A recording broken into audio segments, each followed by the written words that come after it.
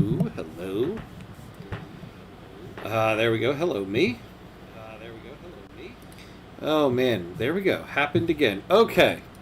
Let's try that again. Hello, hello, hello. Welcome back. Welcome back. Welcome back. Oh, man. All right. Now I'm like really nervous. Okay, there we go.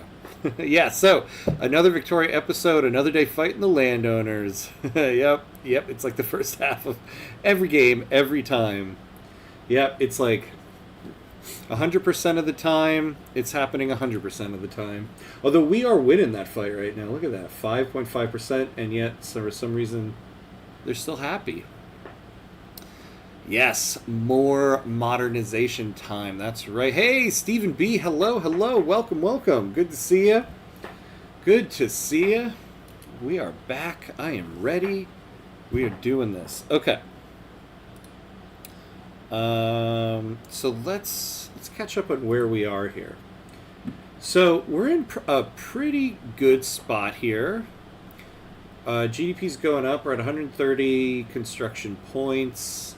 We're ranked 11th, so we're getting up there, which means we have a really low interest rate.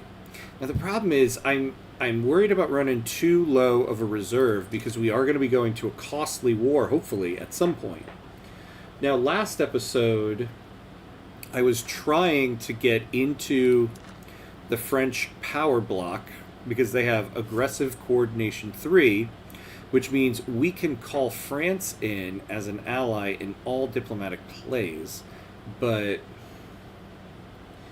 I was an idiot and gave trade privileges and a little bit of a lobby to the Americans, and now they've really decimated the leverage that France has over us here. And then France withdrew from the treaty we had.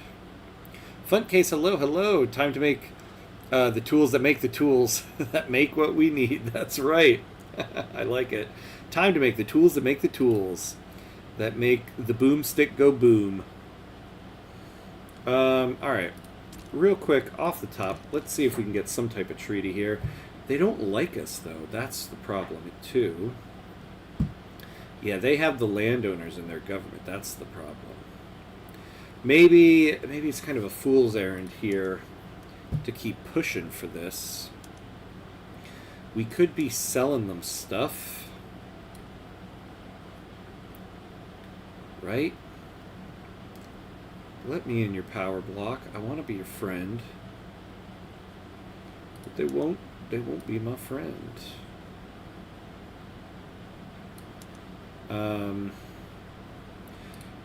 Are our steel mills hired all up? No?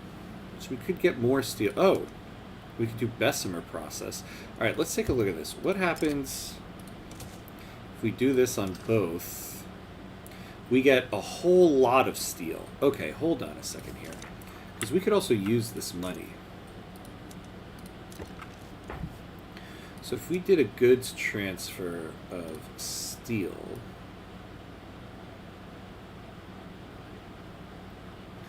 so let's say we did like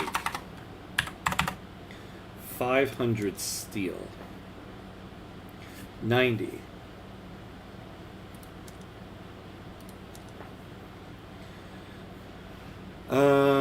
Okay, and then can we do any other goods transfers? Do they want anything? John, hello. Good to see you, buddy. Good to see you. How are you? They would like some man of wars. I know that's not fully hired up. It can't be, right? Apparently the AI focuses more on economy of scale now with private construction. Ah, really? Yeah, I've read through a little bit of the notes of the last hot fix they did. That's supposed to be the last one before 1.10. So is that the case? That's good. Now we won't get a bunch of random buildings spammed. So that's good. Okay, so...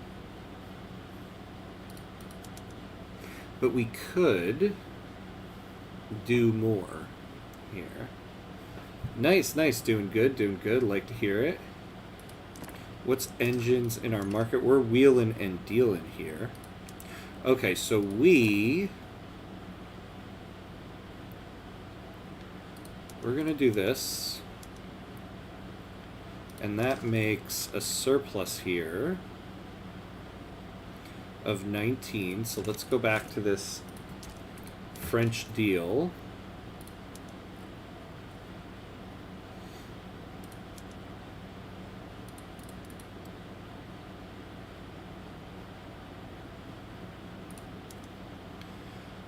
Yeah, I was happy to see that 5 food industries belong in one state. Yeah, not 5. Yeah, right? Like, build up. Don't build out. See, that's the thing. If we gave them investment rights, I'm not doing it. I'm not doing it. Resist it. Resist the urge. See, I would like to add the trade privileges in because, well, one, we could use trade privileges, but that will also add to the leverage generation. God, why do you guys not want us?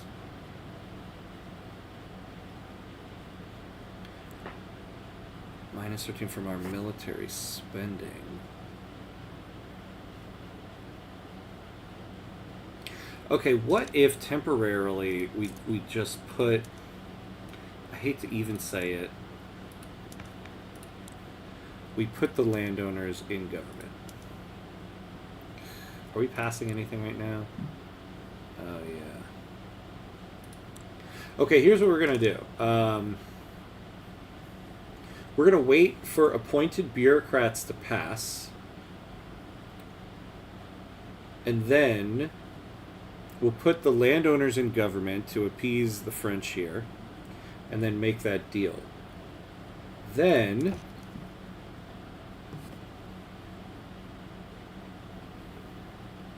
we need to lower the clout. No, not this. What am I doing? Of this Romanian American fellowship. I mean, all of this would be great if the U.S. would be our ally. But yet, after all that, you're cautious with us.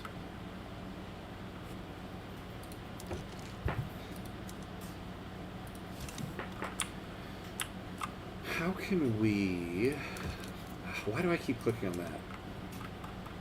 I want to lower the clout here. We got to get... Next time we get an event to get one of these guys out of here, we got to do that. I wish, too, we could create a thing, but... Okay. So that's what we're going to do. So for the time being, let's put these PMs back, because it's going to not be good for us. The steel mill, there it is. So do that. I would also like to keep this munitions plant going. Yeah, but that's the problem. We don't have... Oh, we got plenty of people. Okay. Lastly, what are our taxes at? Can we... We don't have to be selling anything, but I also don't want to go into debt here. Jose Rivas, hello, hello. Is this a pacifist run? No, not really. We're going for the Romanian achievement. As a Romanian nation, form Romania and directly own all Romanian homeland states. And so we have to set ourselves up to take quite a few states off of Austria and one off of Russia. So we are working towards that. Now, along with getting into that power block, you know, we do have to expand our military.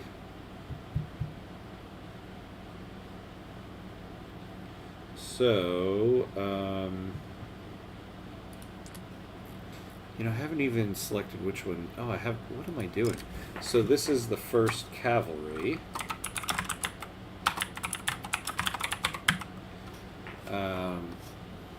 First Cavalry Corps. So there we go, 10 and 10, and these guys are the main army. Where do we have our artillery? In Wallachia and Moldavia, so we could put it anywhere.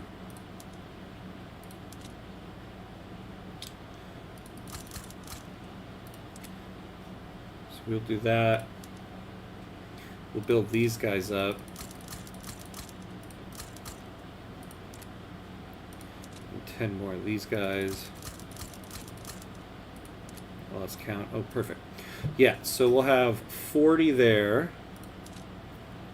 And then, perfect.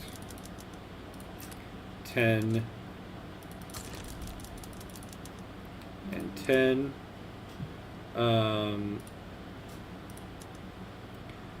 And these guys, we'll get 4 more. That'll put them at 50, so 18. Alright, there we go. And so once this is done building, we'll reassess the market here. And I need to create a National Guard unit as well. Because chances are, when we go to war, because Austria has a defensive pact with Russia. So there will be a front here and then a front over here. I'll have to put, I'll probably keep my National Guard over here to hold the line, and then my main army and cavalry over here to push through. And I'm hoping you, Prussia, will start becoming a little friendly with me,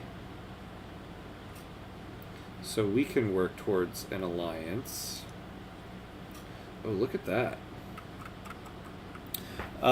One of the more interesting things about Victoria 3 is what people can do with countries that held out longest against modernization. Russia, as the funniest example, they have no excuse. Yeah, this is true, right? I also kind of feel like that with China or Great Qing. Like, you have such potential to modernize there with all the people and resources.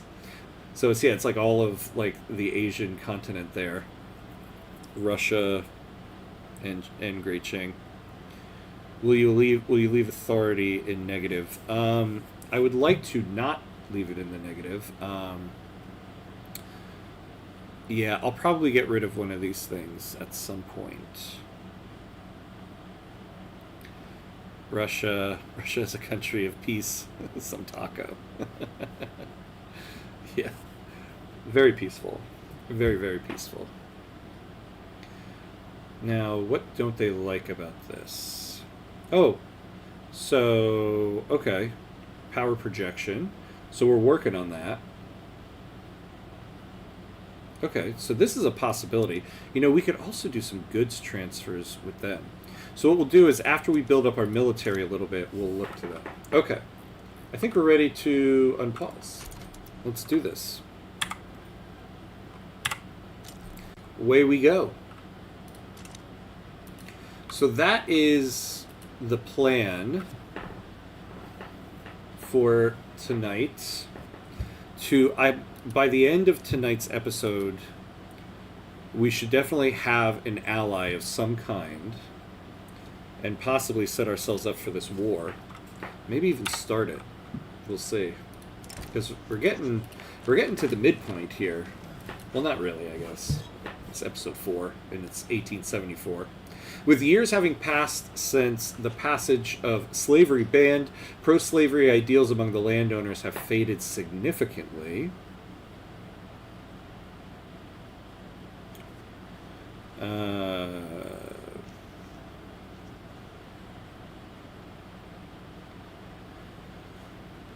Yeah, we'll take this. I don't want all that radicalism increase. So we'll take this one. Alright, so let's get through this build queue. We got a very healthy investment pool, so that's good. Members of the Romanian American Fellowship have discreetly dispatched one of their numbers to amplify their mission in Romania's most widely read newspaper.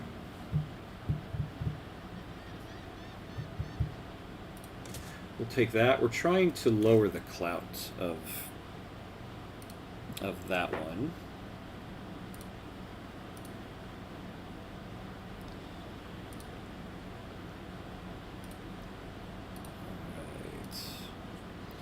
All right.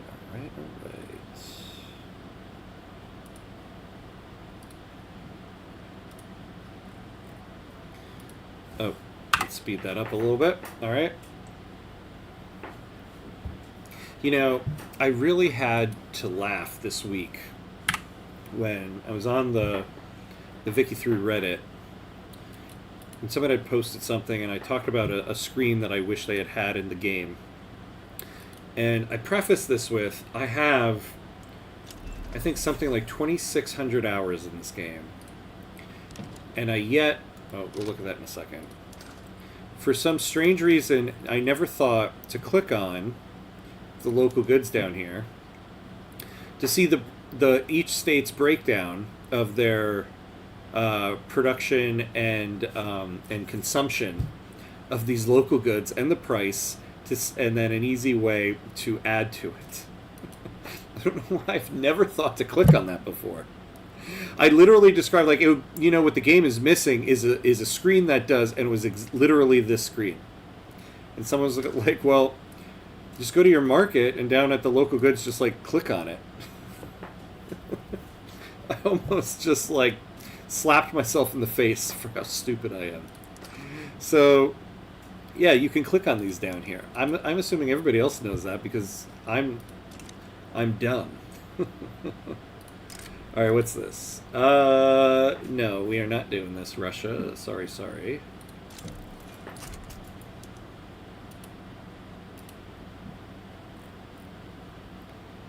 Okay. So what's our checkpoint here? December 25th. Oh, Christmas Day, 1874.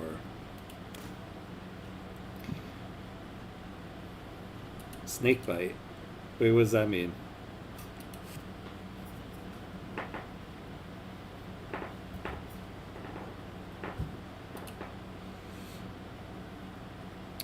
Oh, they're expanding a railroad. What are these guys building?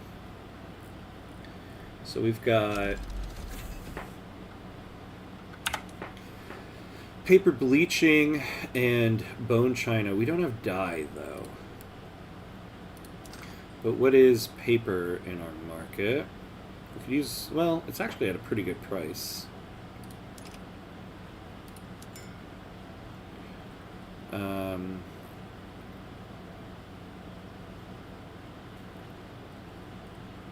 We could import some dyes. What's our trade policy again? Mercantilism. So where's the glassworks? Yeah, see, we don't have lead, and we don't have dyes. What are we importing here?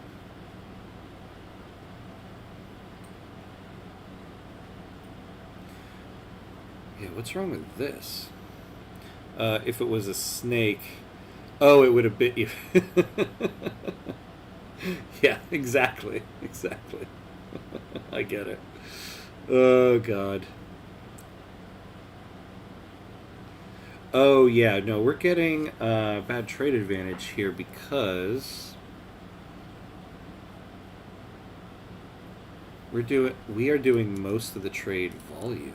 That's interesting. Or we're doing a significant... No, we're not doing a significant amount, but we don't have a lot of trade advantage. See, okay. This damn deal we had here... No, I'm not going to renegotiate it. We could actually use trade privileges with them, so that's the problem. Oh, we are importing quite a bit of dye. Wait, how come I didn't see any in our market? Oh, there it is.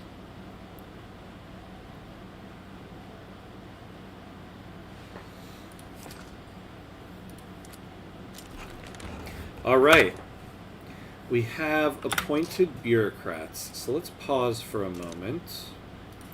and go back to that deal we were going to make with the French.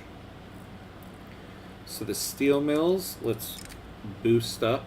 Yeah, do that. The military shipyards. So they still have the landowners and government. So we're going to do the unholy thing. Actually, will give us a better legitimacy. Oh, that's right, yeah, because our king is a landowner. All right, let's do that. And let's make a deal with the French.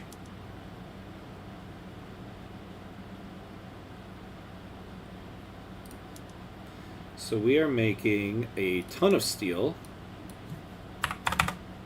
Oops. So we'll do 400 of that. And then 20 of that. Yes. See, a power block embassy would be great. Ooh, 57% chance. You know, if we could trade one more thing.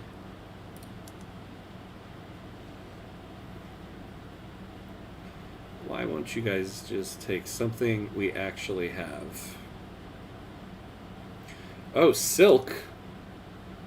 Hell yeah. I'll trade you 125 units of that. Oh yeah, there we go. And this is going to fix our budget quite a bit. Actually, do you guys have dye and lead?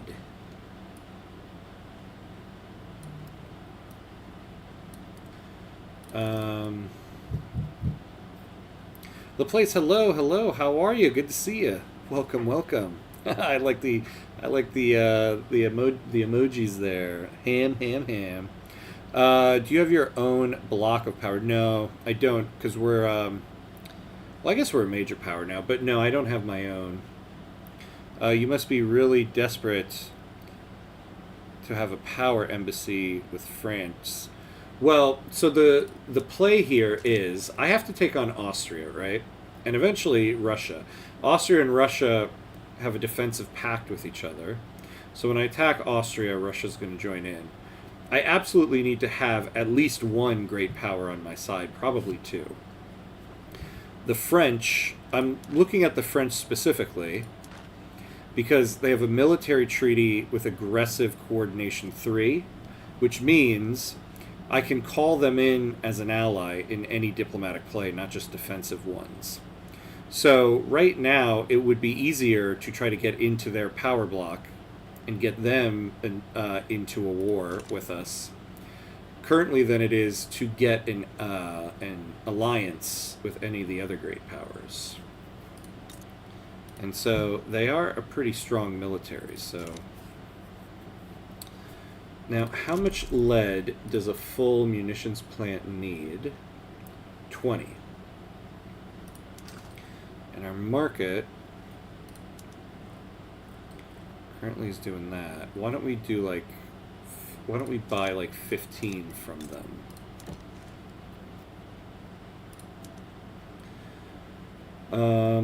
So lead, yeah, we'll buy like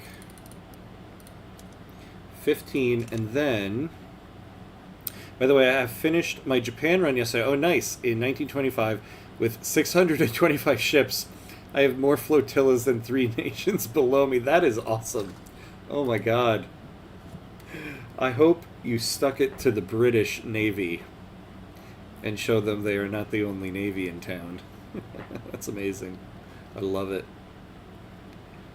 So we could use 21 there. And what would our glassworks need?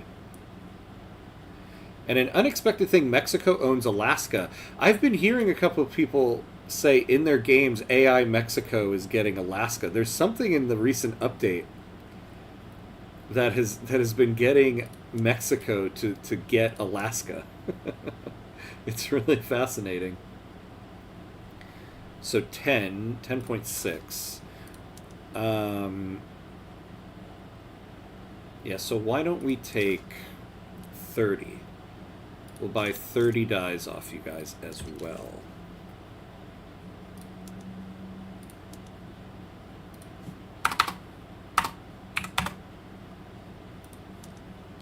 There we go.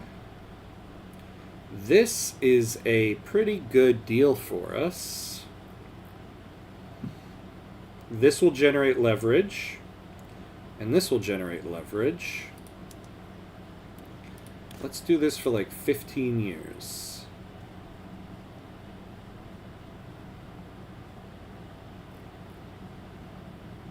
%82 chance. Let's go for it.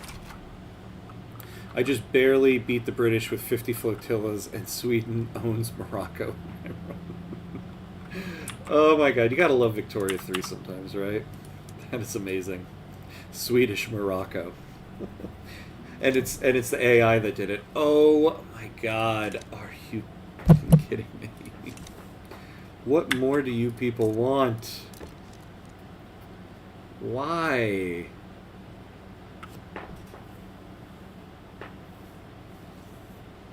They really just want those investment rights.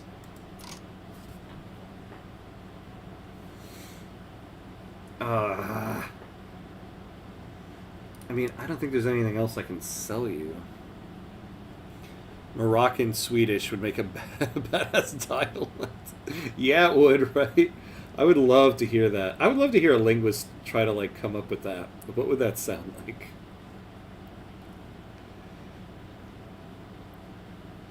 You will hate me for this, okay?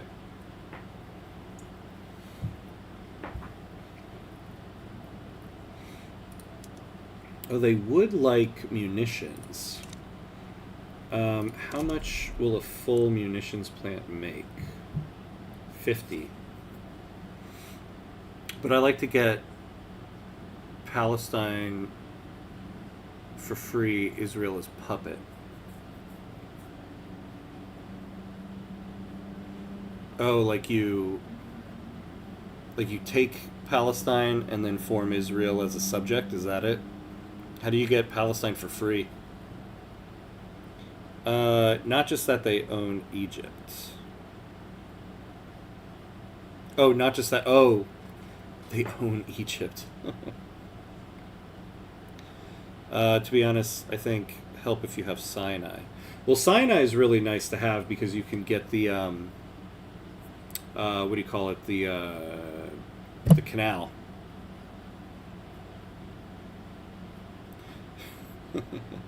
Sweden's not forming Scandinavia, but puppets Egypt. That's hilarious. Okay, what if we sold you guys a little bit of munitions too? Actually, is there any of these things that you guys would like? No.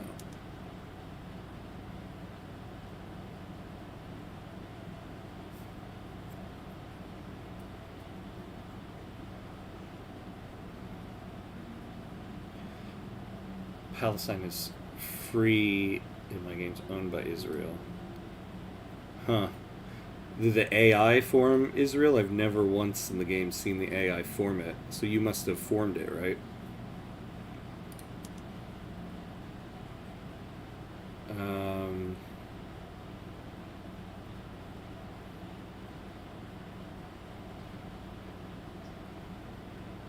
Okay, yeah, munitions. So what if...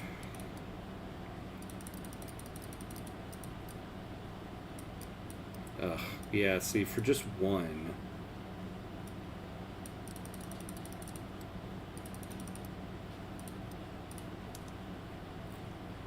Yeah, that's not worth it.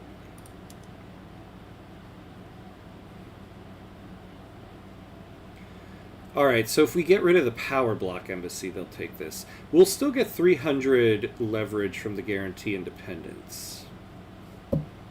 So that's kind of worth it.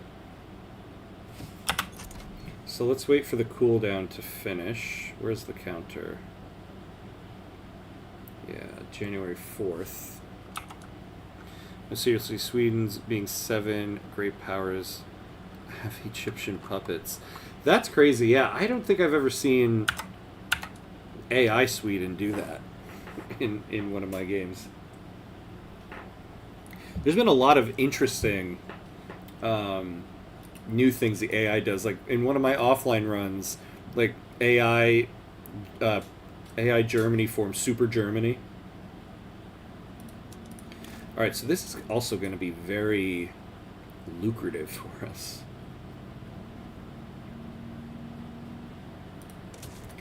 All right, you guys better accept this deal. All right, yeah, look at that. Okay. So let's see what that did.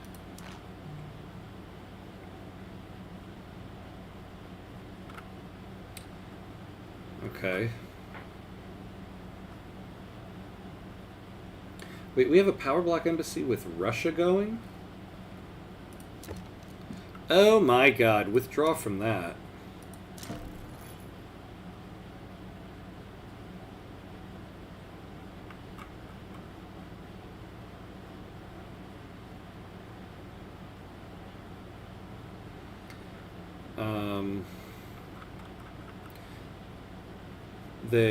They formed Super Germany but left out Bavaria.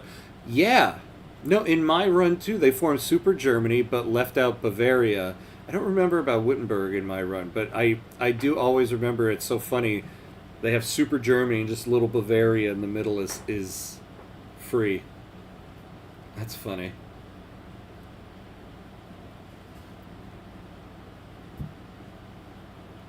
What kind of economic dependence do we have with the United States? Oh, we're doing a lot of exports. Oh, yeah, because of the trade privileges. All right, so we're going to be able to get rid of the trade privileges in 20 months. So that'll fix that up. Hey, Golden Bear, hello, hello. Or Saxony, yeah, sometimes. Yeah, it's true, right? It's like some random states they always leave out sometimes. And then Austria just accepts German annexation after German Empire forms. That's what I thought was weird in my offline run, too, is that there's no more Austria. They've completely overtaken all of Austria. I see either of them tends to get hostile towards Austria or Prussia all the time. Yeah, there's something they did in the updates that have made that. Hey, Stephen, hello. Or Stefan, sorry, Stefan. Oh, I'm an idiot. Sorry. Stefan, hello. I'm back live. Yes, I am. More content, please. I rewound back to the start of the stream again. Oh, that's awesome. Very cool. Yes.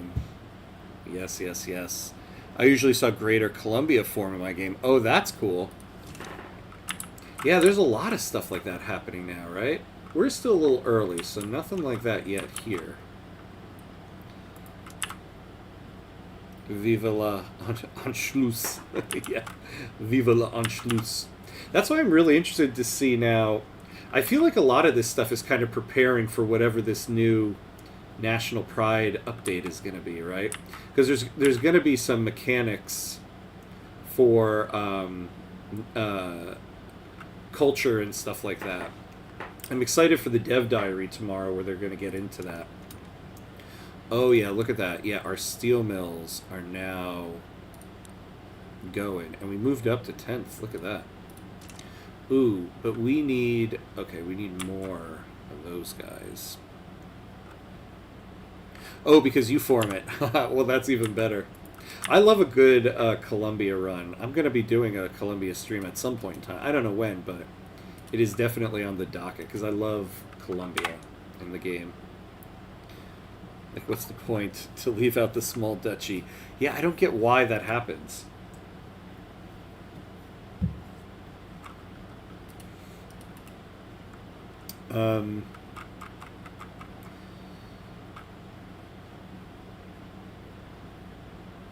Oh, look at that. Yeah, we're actually not making all that much a profit off of the treaties because of the things that we bought. Oh, wait.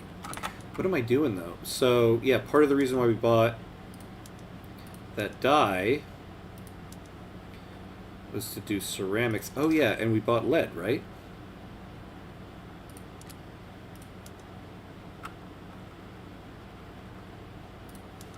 There we go. Oh wait, no, sorry, but the lead is for the munitions plants. I forgot. We want to keep that lead for the munitions plants.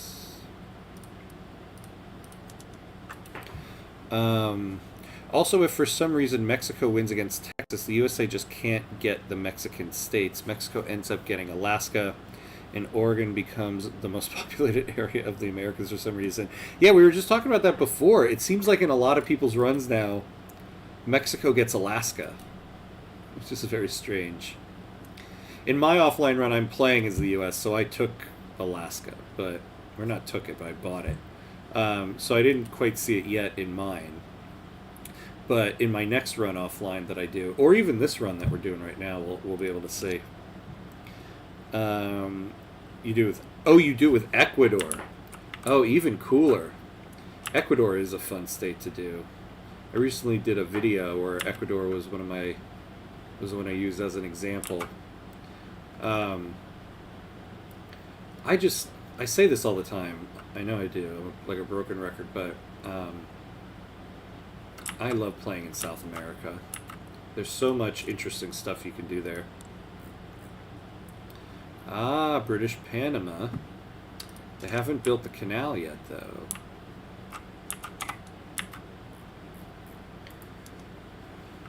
Okay. Oh.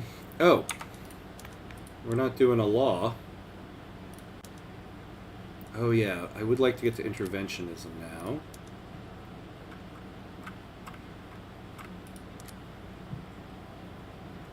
To free as a puppet.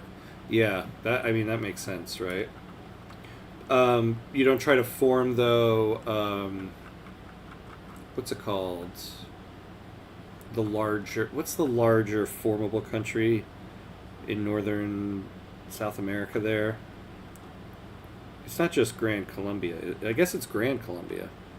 Hey, Maximilian, hello, hello. Welcome back, welcome back. Thanks for coming back. It was good to see you this morning. Sorry I was ending right as you got there. You know, it would be nice if we could get on right of assembly and lose some of that leverage resistance. Grander Columbia, best achievement ever. Yeah. I've been kind of saving that one for a stream. Oh, yeah, the Andes. Yeah. Oh, the Federation of the Andes. That's right. Yes, Jose, that's what it is. It's the Federation of the Andes. I'm redoing my Boer run. Oh, nice. Last night, I could not figure out why nobody migrated to Transvaal. British Columbia had 17 million people. In 4 states. Yeah, I have a stream that I did with Transvaal a while back that's still up here, and it is tough. That one is tough because of the non-acceptance of your pops. Okay, so so let's pause here. So we have our deal, so we don't need to keep the landowners and government here.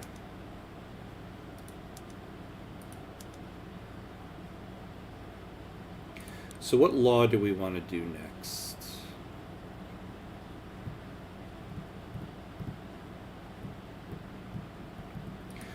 Honestly, we could use the workforce.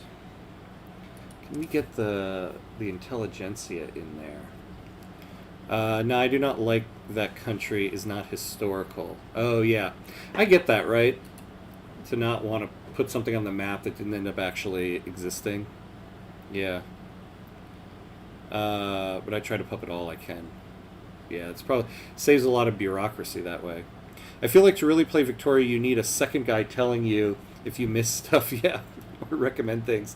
There's a reason some multiplayer games in Hearts of Iron are cooperative. Oh, that's fun. That's a thing in Hearts of Iron? I like that. Yeah, that's kind of what my streams end up being many times. Everybody in chat being like, well, hey, remember, like, oh, damn, thank you, thank you. Oh, that's right, we want to get on interventionism. The landowners actually do like that, huh?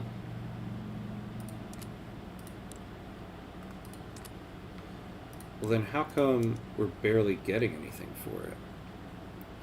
I mean, Grand Columbia is not historical either. It's very true.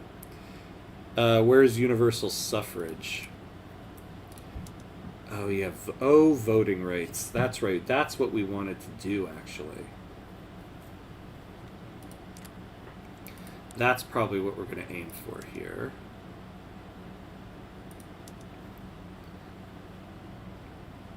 But I do... Look at this. Yeah, I can put both of these guys because they're both market liberals. So what we're going to do is we're going to get on interventionism because I can get both of these guys in here.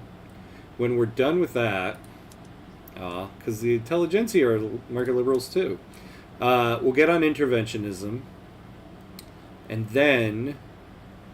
we'll kick them both out, put the petite bourgeoisie in, and get universal suffrage. That's what we're going to do. Yeah, look at that. It really bumped that up. Okay. Yeah, it's hard, especially with realism mods. Ooh, I bet. Like, for example, do you need the tax goods using authority? Maybe it's better to promote or suppress groups while you still have censorship. Oh, actually, yeah, I forgot. No, we need to get rid of some stuff here. We do kind of need the tax goods. I don't want to go too far into debt, because when we go to war, we're going to need a little bit of a surplus. But we don't... Okay, so we don't need to encourage the resource industry anymore in Wallachia. So we can get rid of that.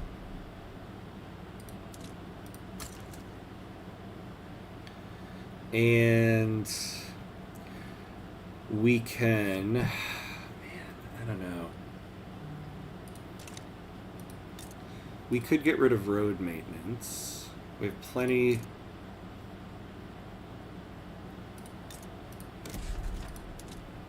Yeah, we'll do that.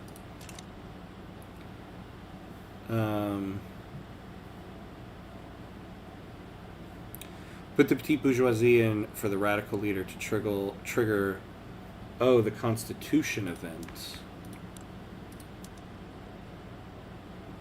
Oh, yeah.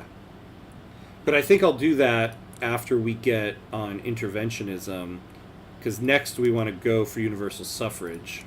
So I think we're going to put just the petite bourgeoisie in here. And that should trigger that event. Yeah, I know. We talked about it last time. Yeah, so that's what we're going to do. But I do want to get on interventionism while I still have two market liberals who will work together here. Oh, yeah, and we do want to get human rights. We're trying to rush to human rights here, right? Because we have an enlightened royalist leading our country. Your market liberal government's about to make cyberpunk in the Victorian century. Yeah, that's true, right? The landowners and the industrialists.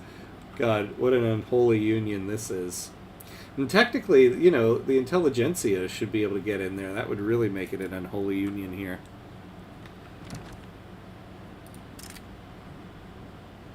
Nope.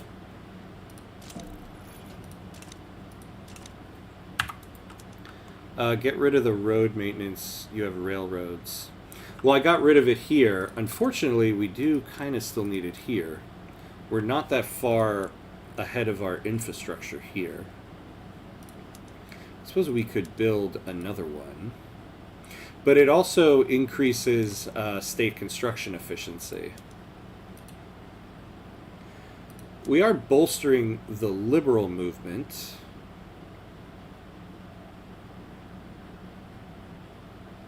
So that should help us here. Yeah, I sometimes forget I'm on... Okay, good idea, we get off speed 1. But yeah, I sometimes forget I'm on speed 1. I like, when I'm focusing on something, I like to slow it down for a minute, but then I forget that it's still on there. Industrialist landowners, intelligentsia, children should work in the mines forever. Yeah. That's basically it. The children should work in the mines, and then at home they should be schooled on how to better work in the mines,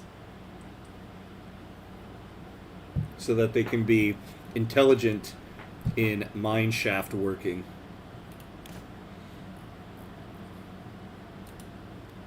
And write poems about working in the mines. Let's see what we got here. Yeah, so these guys are shrinking down. They're going to go to 157. It's still, though, not going to be a lot there.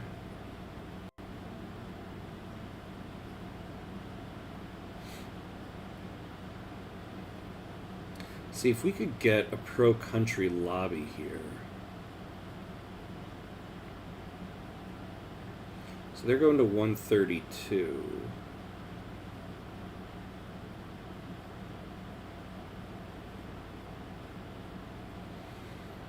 See if France could get off of their infamy.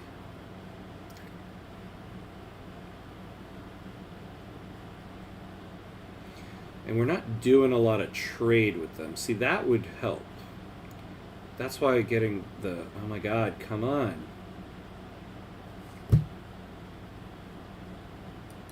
Thank you.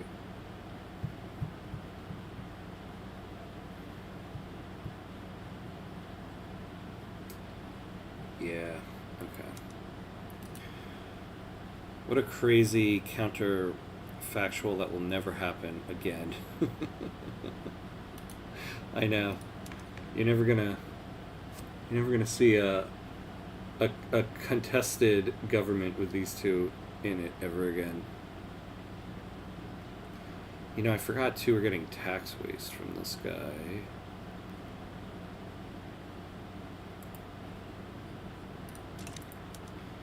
Alright, okay, good. So now we're about to build the barracks.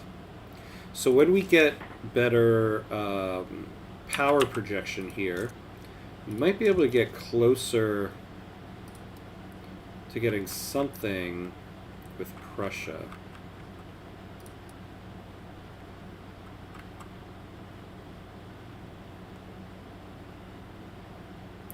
Ooh. I will take military assistance.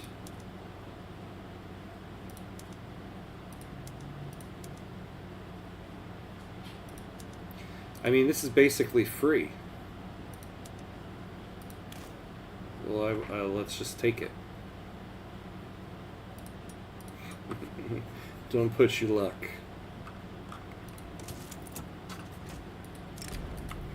A popular Romanian newsletter, excellent. A popular Romanian newsletter has released a statement by Ulysses Popescu endorsing several poets known for their sympathies of the Orthodox Church's interests. Right. Now we'll just take the success chance. The Orthodox Church is fine the way they are right now. Just ally the USA. They won't do it. Prussia's garbage. They have 80 battalions. That's almost your size. Yeah, no, I would take an alliance with the United States, but for some reason, they're cautious with us. And we also can't. Everybody has this, you know, they must research multilateral alliances. So this is part of the problem that we're getting. Although, our base... our starting base here for this is better. Oh, the leader of our... Alright, our new guy's a market liberal too. Yeah, we can't seem to get an alliance with them. Though this seems to be the case with all the great powers right now, these multilateral alliances. So they have an alliance with Great Britain. Can I get an alliance with them? Probably not. Yeah, because they don't have multilateral alliances.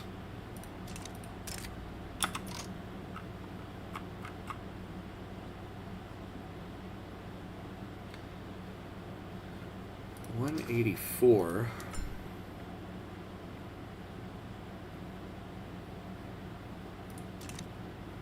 Yeah, but I don't really want to buy that. I'm also definitely not giving them investment rights.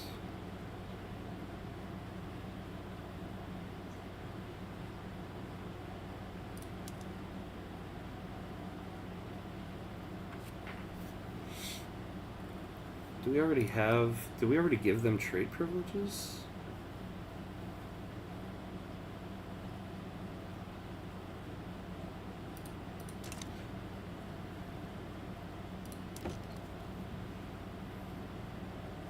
Oh, we're selling stuff to them. They really don't want to give that to us.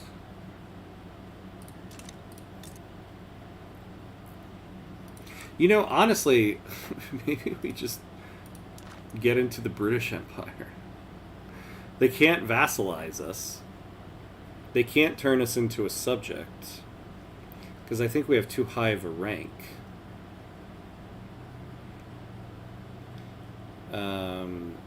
Adding trade privileges made it worse. Yeah, I know. They don't want to give it to us. Is there any reason to use conscripts than your standing army? So conscripts are good because you don't have to pay goods and wages for them all the time. Like right now, like the standing army, you're paying military wages to them, and then you're also paying for the goods that they're currently having. The conscripts are like extra soldiers you can have that you don't have to pay for in peacetime. So that's kind of the benefit of them. The disadvantage is that they don't have...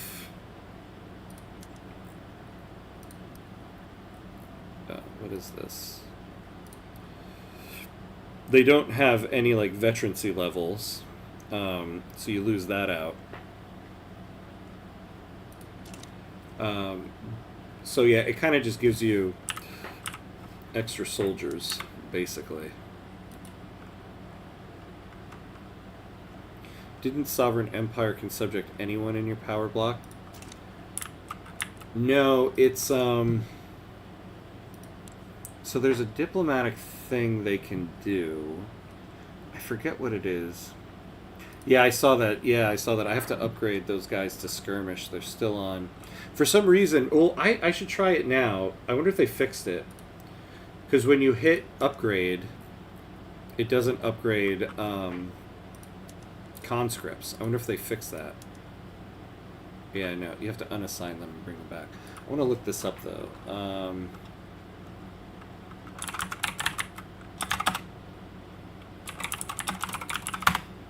So the subjugate action they have...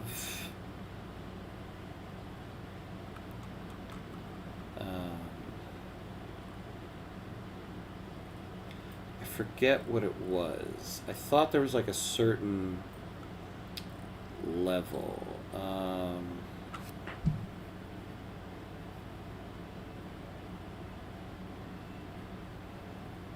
Where is it? Yeah.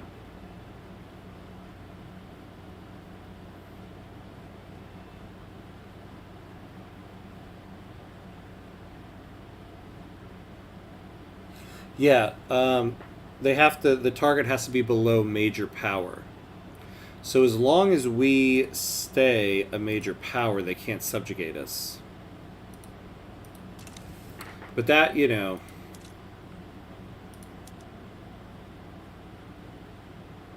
that's a big... We're not that far above it.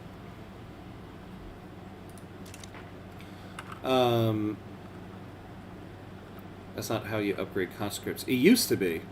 You use the arrow up on the battalions below. It used to be, though, when you hit upgrade all infantry, it upgraded them as well.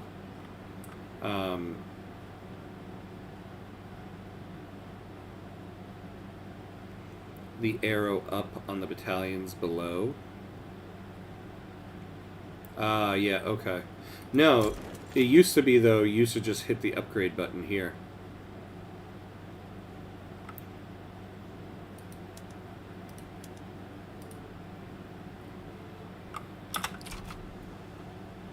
Although that button seemed to do...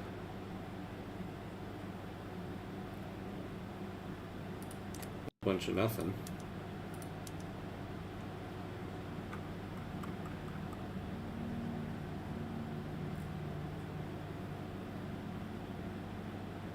Oh. Yeah, there we go, that's why. Yeah, it used to be this button here. Alright, so everybody's upgraded there.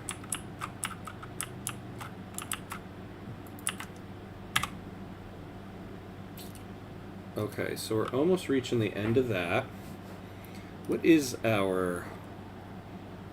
Yeah, so we got a pretty good amount here.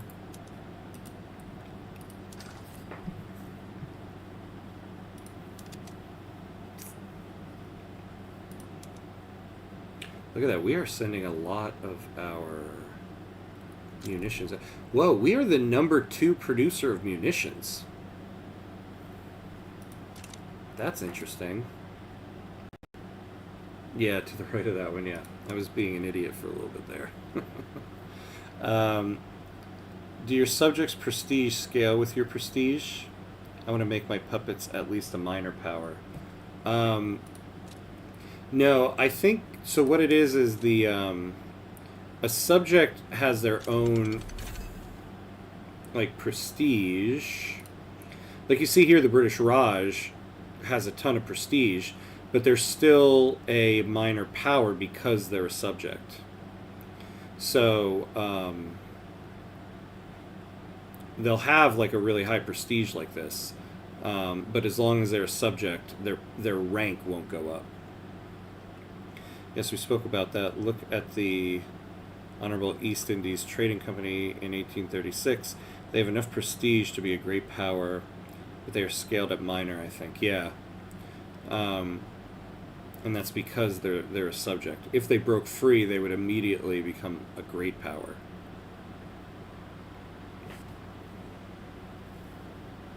Same thing with Canada. If you look at their prestige, they would be a major power if they were free.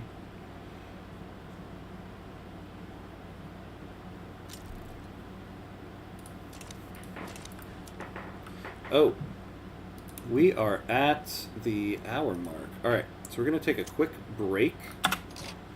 Bathroom break, get a drink, and then be right back. All right, so we'll be right back, everybody.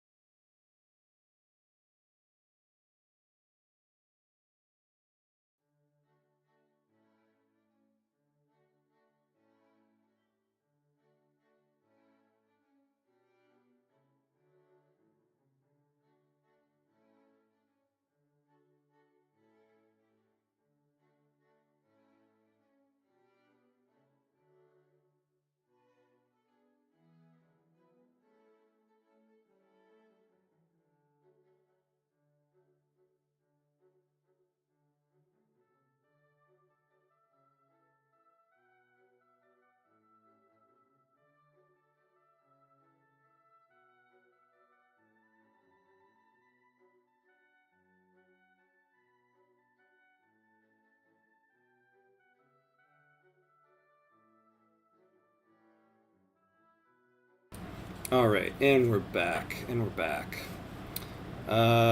did I miss here? What did I miss? What scales is the required amount of prestige you need to have in order to keep them in check? You need 2 times their prestige or X type, 3 or 4 times for a subject with less autonomy. Yeah. Yeah, especially in the case of the British Raj. In a Portuguese game I was playing, I made Brazil a protectorate. I was a minor power, but my subject Brazil, despite having more prestige than me, was insignificant because it was scaled down. Well, that's interesting. That's an interesting situation there. That's why Hindustan becomes major after they break away from Britain. Yeah. Yeah, because they have so much prestige already. So how does one make your puppets at least minor power? Do they need more prestige than me? Be a major or great power. Yeah, I have to look at what... I'd have to refresh myself on what the scalable... on what the actual numbers on that are. Because there's some percentage that they have to be... It's probably in the chat here. Someone probably said it as I get through this. Be a major great power. Because I have 4,500-ish prestige from a large flotilla. Oh, that's right, yeah, in that Japan run you're talking about. Like 600 flotillas. Your puppet will still be insignificant, but it has no prestige of its own, I believe. But my puppets get capped at unrecognized regional with 40 million GDP granted. Mine's almost 350. Oh, yeah, they're unrecognized. So, yeah. When you're unrecognized, that's the reason right there. Unrecognized powers have different prestige ranks than recognized powers. What you could do is impose slavery ban to step 1. Then get them off traditionalism and serfdom, and send them an embassy if you're a great power. Yeah, if you're a great power, it's pretty easy to make somebody recognized, because you can give them that embassy. Inyori, hello. Good to see you. How are you? How's everything going? The manufacture of steam engines has become a profitable industry in Wallachia thanks to our sound investment in locomotive technology. These engines are already being employed across new Romanian railway lines. Railway throughput, motor industries throughput. Oh yeah. No, we'll take the tech advance.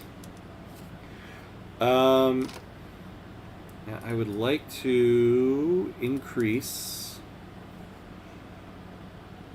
the construction sector. Oh, wow, yeah, we really can. Quite a bit, actually. Oh, also impose a voting system on them. Voting system is +1, serfdom, traditional slavery, yeah. Oh, yeah, the whole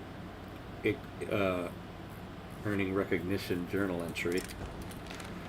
Ulysses Popescu's attendance at a bourgeois fundraising banquet in Bucharest has led to an uptick in funds promoting interventionism.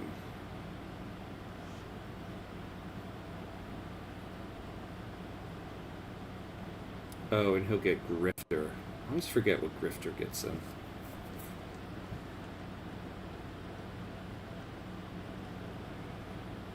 Yeah, we'll take the Grifter thing.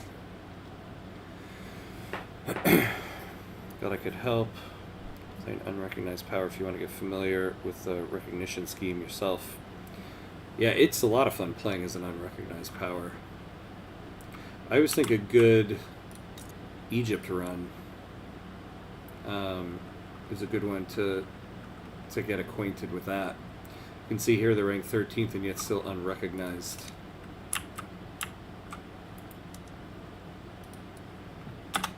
Alright, so we are building faster than our queue is keeping up here.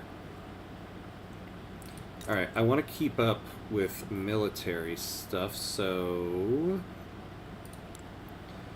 got this many here, okay. Oh, we do need to fix the convoys thing. Yeah, see, we're having a problem with people here. Ah, the private queue's building one for us. Good job, private queue. Actually, they're building a lot. Not to be annoying, but I think you forgot to read... Oh, one of my comments above. Sorry. Scrolling up.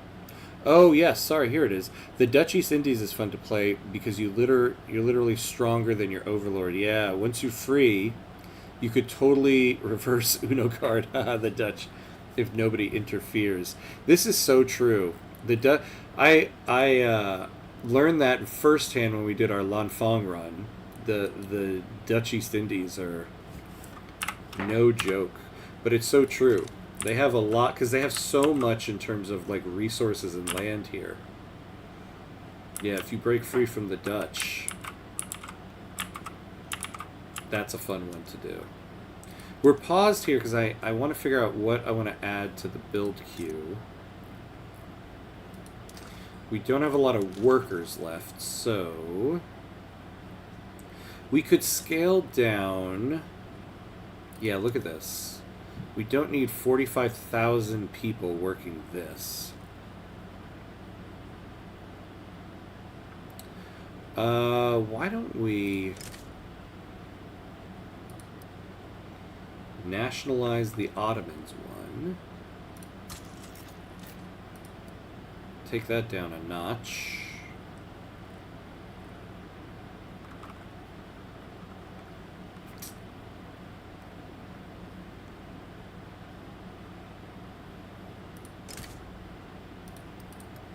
We'll take 2 more of these guys.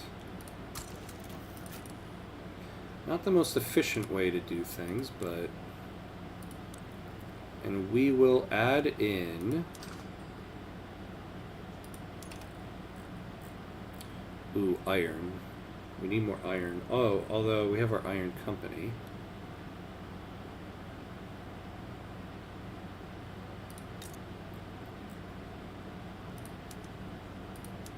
Oh, well, we can go to rifles here. We don't need to build more of that.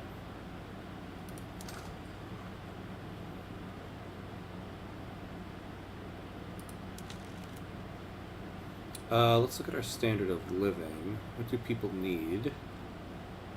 Fish.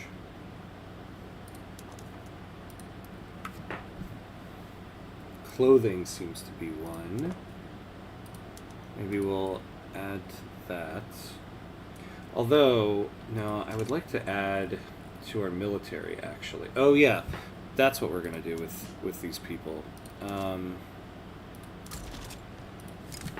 we're going to add a National Guard unit.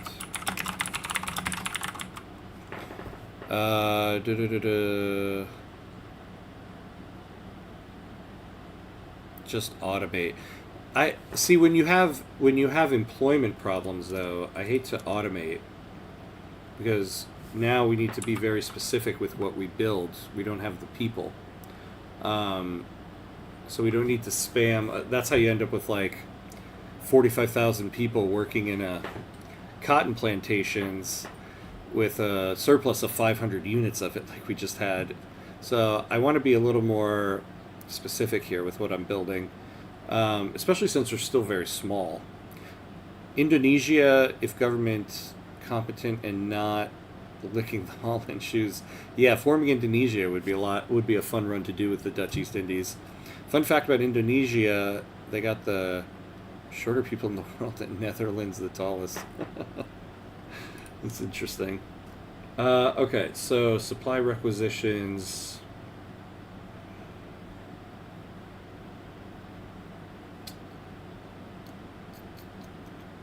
Yeah, we'll go with this guy. And then we'll go just skirmish.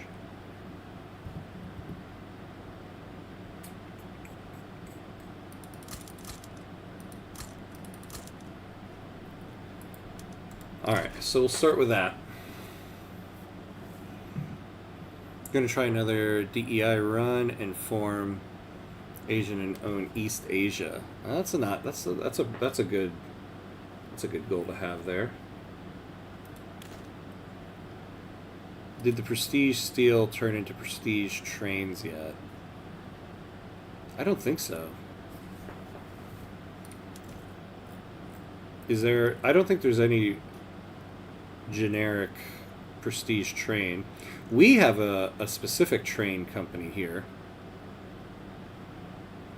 which actually wouldn't be so bad. Oh. The change in large-scale production from smoothbore muskets to rifles in the arms industries in Wallachia has ushered in a new era for small arms production in Romania. Yeah, we're going to take this for the tech. A little bit less on the throughput, but we'll get repeaters there. To be fair, practically every time you play any country in any Historic Paradox game, it quickly becomes power fantasy the second you play, yeah. And that's great, it makes for the funniest adventures. I know, right? It's true. The fact that you're playing as it changes history. I'm 163 centimeters, by the way. Oh boy. I don't know the conversion off the top of my head. I'm the American with the weird non-metric system.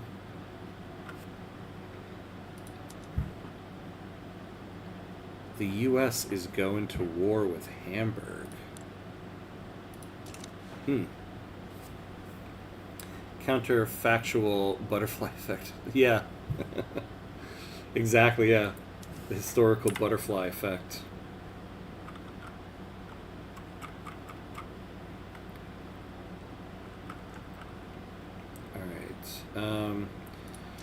What we could really use right now are investment rights somewhere. What about Serbia? What about you guys? Oh, look at that.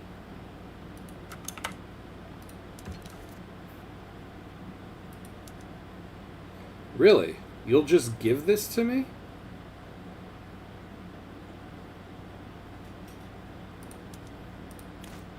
Okay. Oh my god, we'll get investment rights and an obligation and give nothing in return. Okay. Imagine I felt short in Amsterdam. Another thing is that you could get an actual Qing emperor to play as China. The first thing they probably do is lose their mind that units actually obey them when telling them to move. Yeah, very true. Let's see. What could we build here? What is... Let's pause for a second. What do they need in Serbia? Oh, clothing. And tools. Let's build 2 of that. And 2 of that.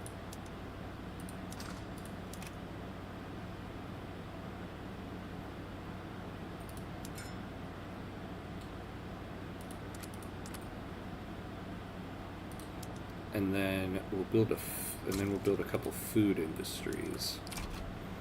There we go.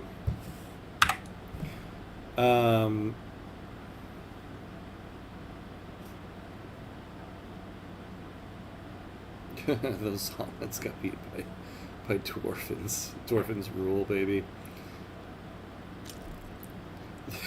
Yeah, that would be the Hambo-American War. You know, again, a historical war. Hambo-American War. The 2 Dutch left and Indonesia left after Japan took them over.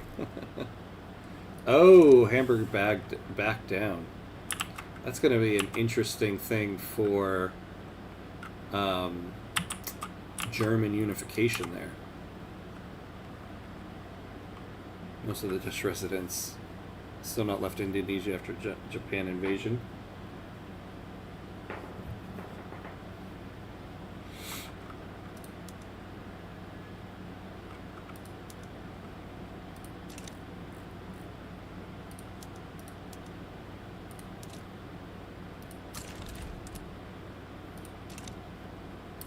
Alright, so we're moving along here. So after we get some voting rights, We'll get off of censorship. We have National Guard. Let's increase Home Affairs. We'll get more conscripts. And then we need to get some schools and some healthcare going.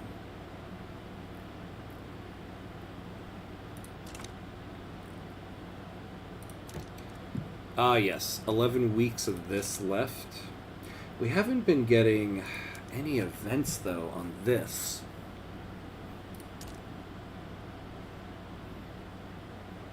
You know, let's start lessening our relations with the United States. This will help to lessen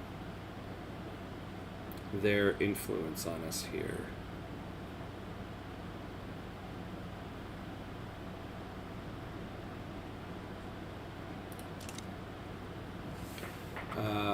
Let's see. Prussia. Still can't do nothing with you guys. You're useless. You know, I also wonder... So we have good relations here. Could we do some type of state transfer? Because we just need one off of them. Ugh.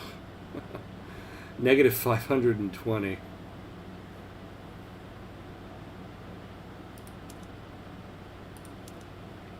Yeah, look at that.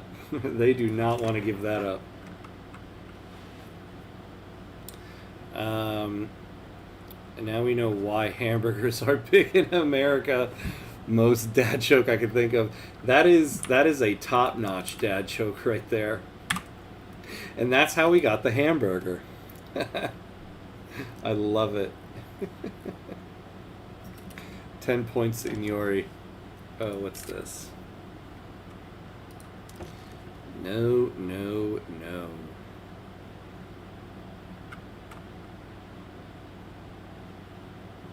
Yeah, guarantee independence. It would be a shame if somebody attacked you, right? You need some protection, right?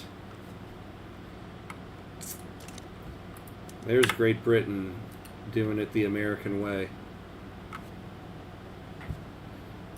What do we got here? Yeah, we don't want obligation. Total separation, public education. Oh, yeah, that's right. We got to get off of our religious law. Who cares about censorship? You can fix that later. If we get off of censorship, it'll help us get into the French power bloc, because we're getting leverage resistance for it right now. So we're getting plus 25% to our leverage resistance. So if we get rid of that, we would have 230 leverage points go back into the pool.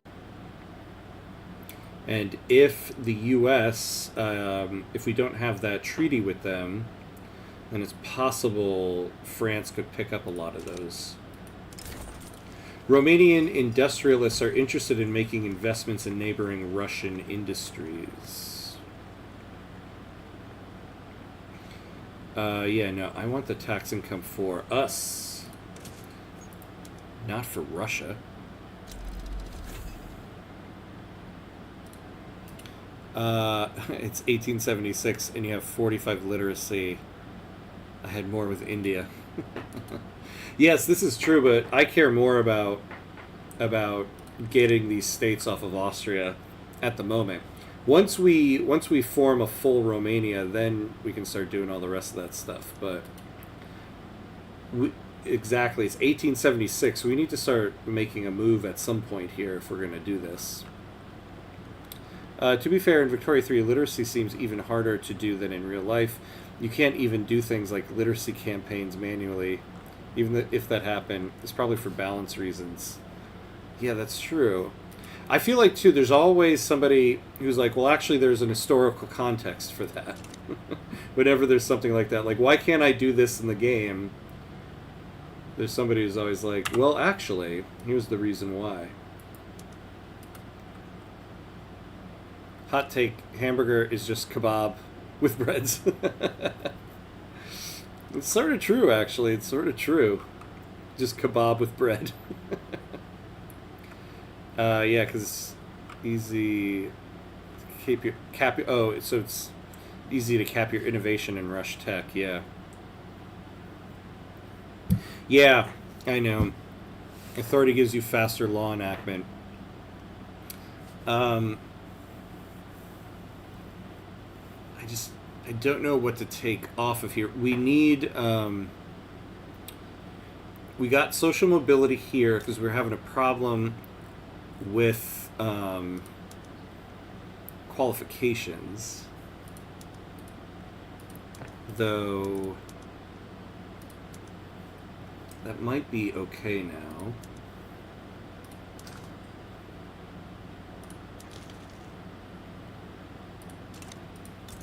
What is the qualifications? Okay. Yeah, I suppose so we can take this off.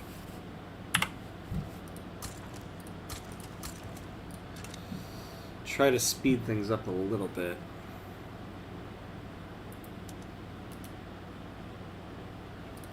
And the road maintenance,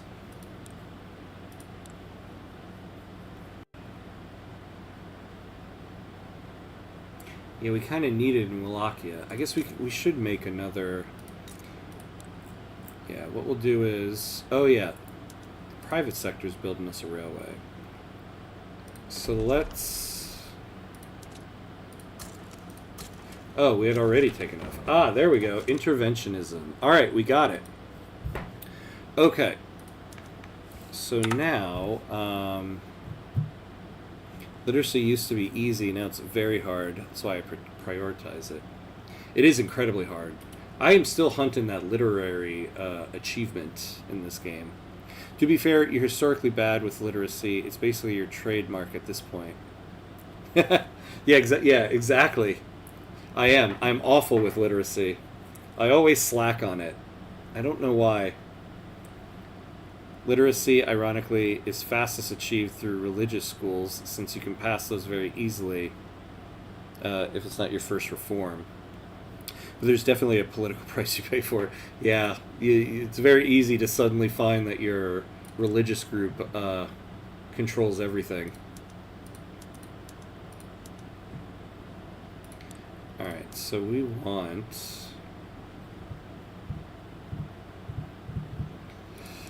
So who else could we get into the government here with them?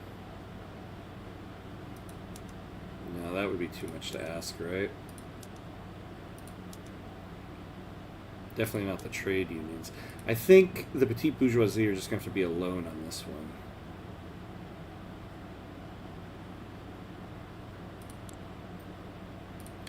Alright, let's do that. We'll get some radicals, but we can afford some radicals right now. We're kind of good on that. So let's go for this.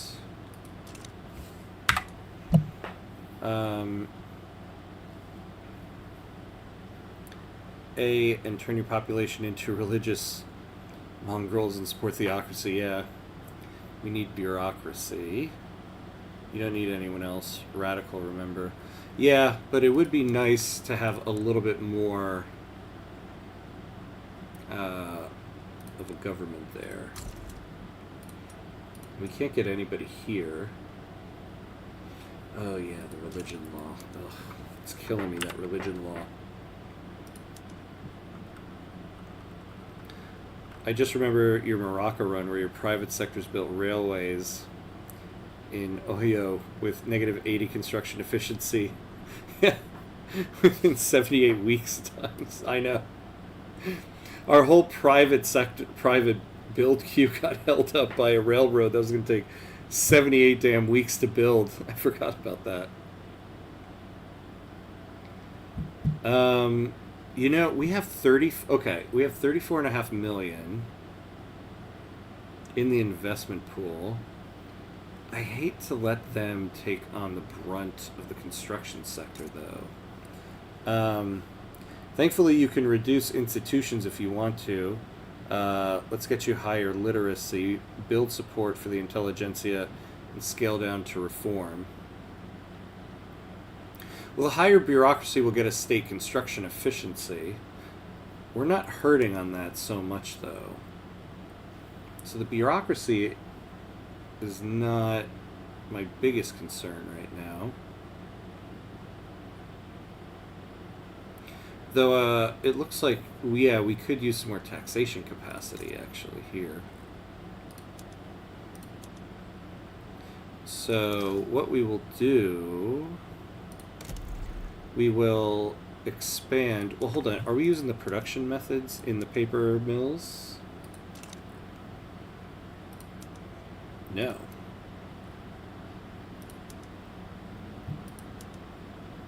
Oh, and let's start using some labor-saving PMs here.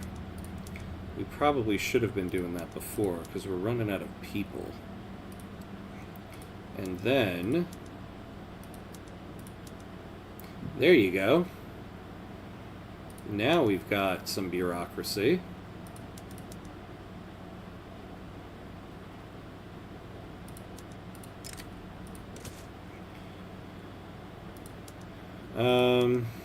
Alright, so now we should have quite a few people to be working with here.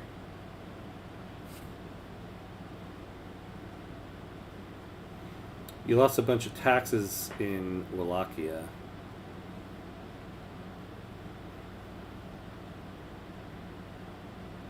Well, we just gained some back.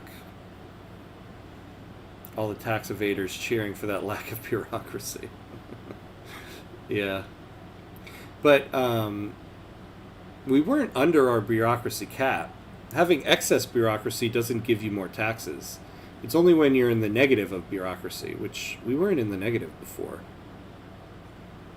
We're under our taxation capacity in Wallachia. So that's the main thing. Moroccans, capitalist. It's important to build railway in desert and the hostile African tribe for the economy. Yeah, that's what they were concerned with right there. Though it looks like we could probably use one more here. So now, ooh, look at that! Look at that! That's beautiful. I wish we could have used something here, though. We need more people here.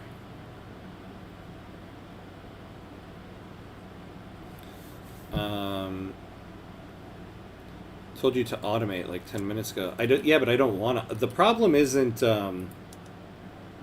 keeping up. Well, the problem though is that we didn't have a lot of workers before. Now we have some workers. But I mean, I generally like to use automation, but when you're strapped for workers, I sometimes find it difficult to use that when you have the private queue going as well. We have secured funding for philosophy departments in all of our institutions of higher learning. The University of Wallachia has chosen to focus this funding on advancing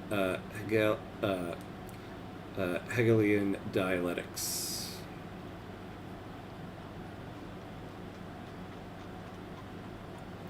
So which one of these would we rather have?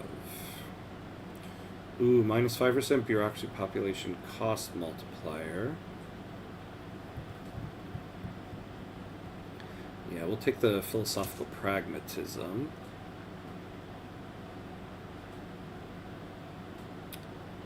Your furniture and coal mine production method can be upgraded. Yeah, we need to upgrade quite a few, actually. Let's see, though, what we need. We definitely need furniture. Yeah, we don't need more coal at the moment, unless it saves on workers. Although we do need more steel. Each region has taxation capacity. I suppose you never paid Schenk. Yeah, I know. Each one has their own here. But the problem is you don't want to chase taxation capacity always. because the government admins are expensive.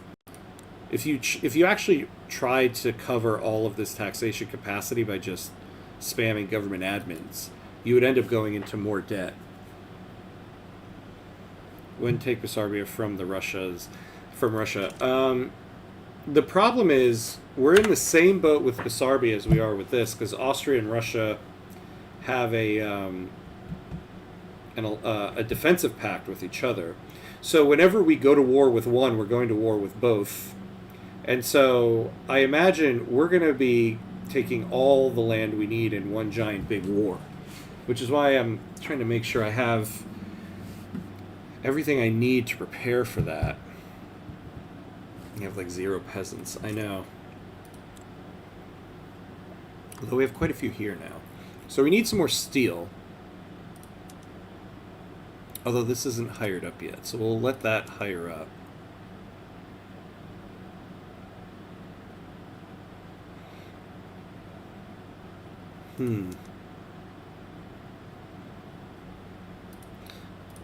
What is the local price of meat and fish here? Probably have a better chance at meat here.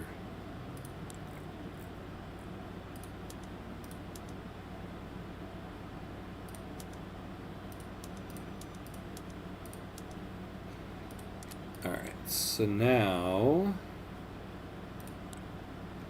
Geez, we still don't have a lot. What about over here?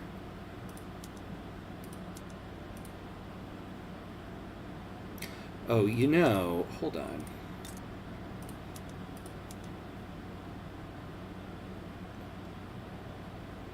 Oh, that's not going to give us more. Alright, but what we can do is switch to canned meat.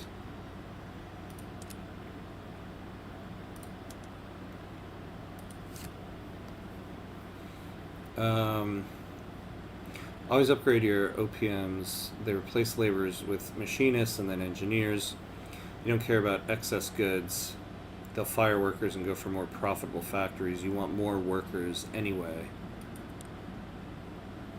Yeah, I mean, well, but you don't want to make you don't want to spam all of the production methods, because if you make the building unprofitable for a long enough period of time, you lose the as you lose the cash reserves, you start to lose the profitability of the building. The radical government has drafted a new constitution that guarantees universal suffrage. Alexandru Iliasvici and his supporters are demanding that the Constitution be immediately signed into law. Oh. Yes. Oh, this is what you were talking about. Yeah, the Romanian Constitution.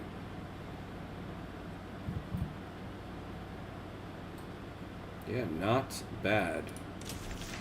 Alright.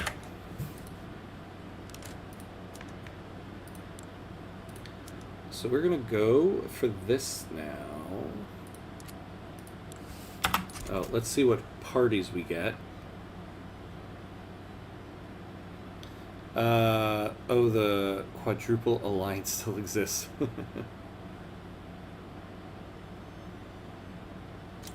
Here we go. So what do we got?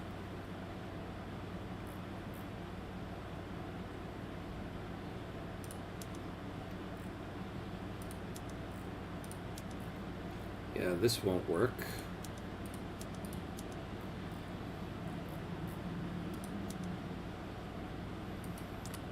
Yeah, this is the only legitimate government we can get right now.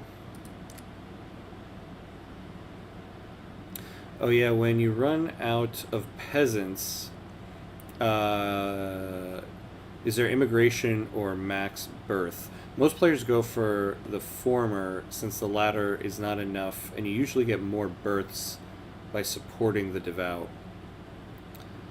Yeah. Birth rate is not a bad thing to chase, especially since I suck at literacy. The higher your literacy, the less your birth rate is. But you do really need to embrace the church. But we are going to be getting multiculturalism soon. So we might go for open borders and mass migrations. I think, though, for the moment, until we have an election, we're going to have to keep the Conservative Party in here. Yeah, and they're not going to want to give up their right of assembly.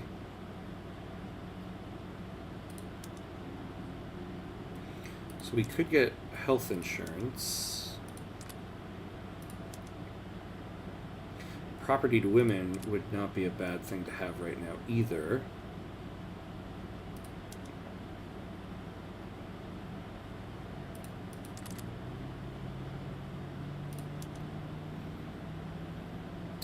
Proportional taxation. Yeah, we need to get to an election. So we could go for theocracy. So while we're on the... When is our election going to happen, actually? So, in about 6 months. Maybe we go for this in the meantime. Public health insurance. Because I guess we can go for that while we're here. Oh, I'm falling behind on chat here. Quadruple Alliance doesn't exist in the game start either. You mean the Holy Alliance? Oh, yeah. There you go. Boom, the Romanian Constitution. Who is the boss? Yeah, excellent. Just get all the Radical Party members in the government and wait for the election results, then switch government. Otherwise, you will gain radicals. Minus 10 cap for birth rate for literacy. You can get +5 from the company. Oh, it's capped at -10. Okay. I get severely triggered hearing you people. You get human rights for compulsory education first and foremost. Level 5 education should be the only institution you prioritize.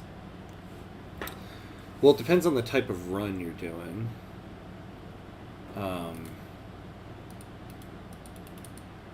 We need to build something here, otherwise we're going to decimate our investment pool. So let's really work on increasing standard of living. Clothes. We still need more clothes in our market, huh? And furniture. We got a ton of people here. Let's work on furniture. Do we not have one at all? Oh, there it is. Okay.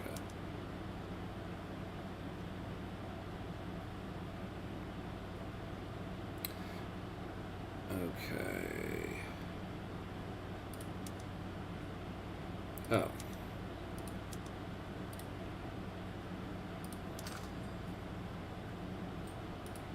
Are we utilizing that here? Probably not. Alright, let's look at the list here.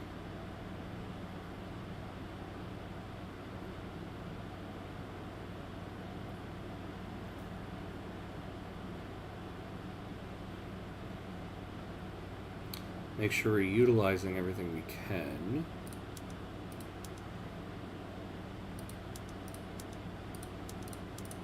Oh.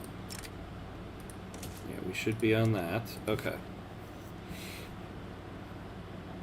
One thing about literacy, I was thinking about, what if politically literacy only really matters based on wealth for the purposes of affecting reform? In a way, private schools is a powerful tool. More money, more clout, higher quality intelligentsia, clout growth. Wait, one thing about literacy I was thinking about, what if politically literacy only really matters based on wealth for the purposes of affecting reform? Yeah, I mean, you kind of would have that if you had wealth voting here, right? Or though, no, I guess you would kind of have that in census suffrage. Oh wait, is that the one I'm thinking of? Where you need, yeah, plus 30 political strength from literate pops votes. If you had census suffrage, yeah, combined with private schools, you would kind of be giving a lot of all, or pretty much all, the political power to the wealthiest, because only your wealthy citizens would have higher literacy, would have the highest literacy. Wealth affects education access already. Never tried it. Yeah, yeah. If you have private schools here. Yeah, but I mean deliberately withholding mass education in favor of more targeted. Yeah, it would be an interesting way to go for it. You know, okay. Stay focused on the task at hand. I have 100,000 peasants here. We need more soldiers, is what we need.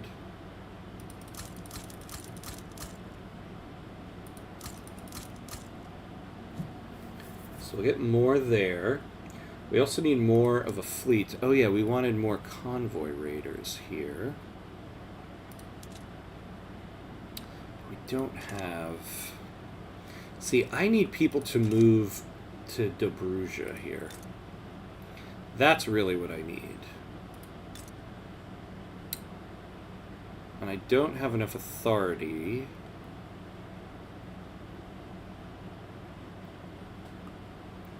Let's take off the road maintenance. And then...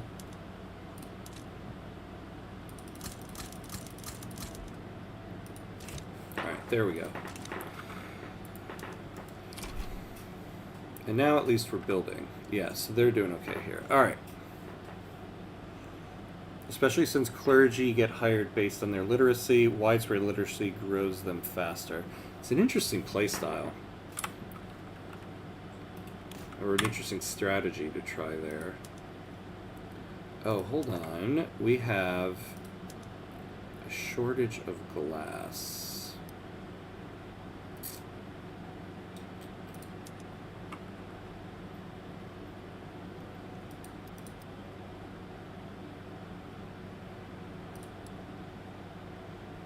Yeah, let's do one more.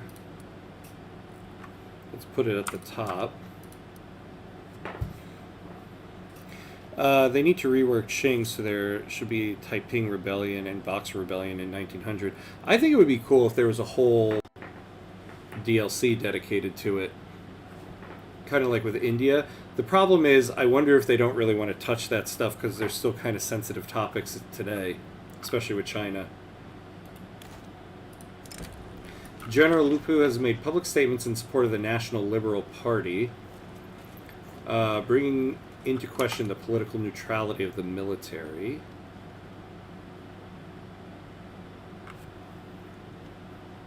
Yeah, I kind of want...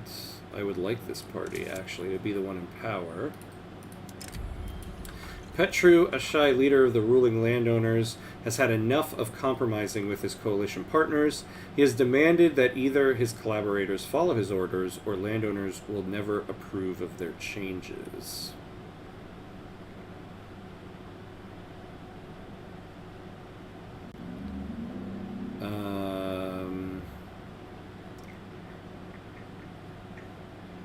Yeah, what a ridiculous thing to say. Get out of here.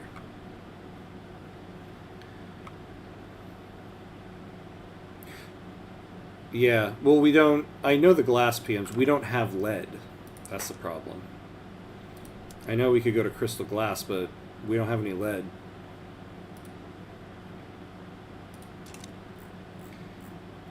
I suppose we could try to import it. Though, we don't have a very good trade advantage on that right now to begin with. In collaboration with the Radical Party, Ulysses Popescu has secured a deal for cheap and quickly distributed pamphlets in support of the party.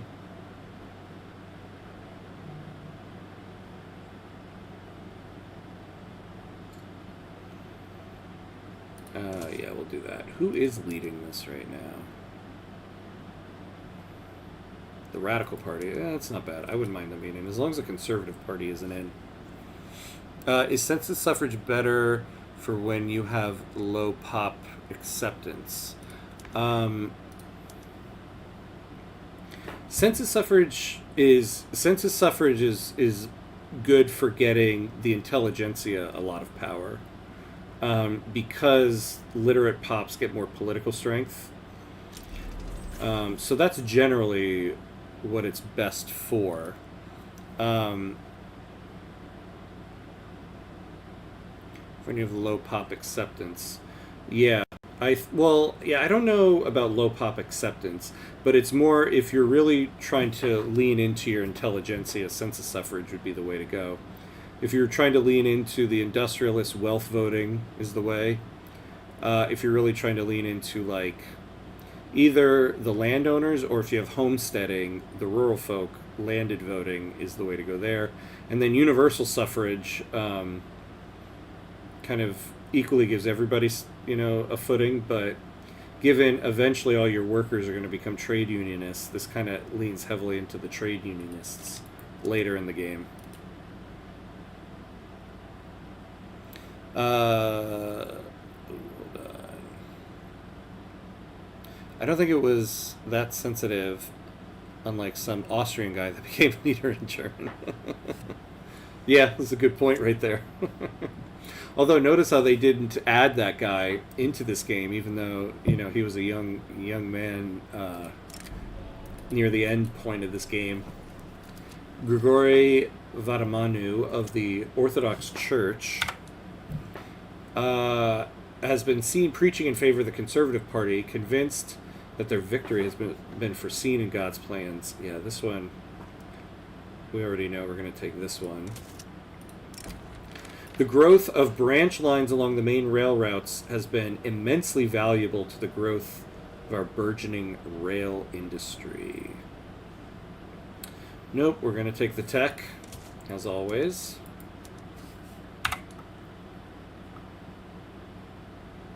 You can bet Paradox is not looking forward to touch the China region. Oh yeah, and Hearts of Iron 4. Either, and that's why the next big DLC there will be about Japan and Southeast Asia. Yeah, I think they're trying to avoid a lot of China. I think even this right here, they're kind of like,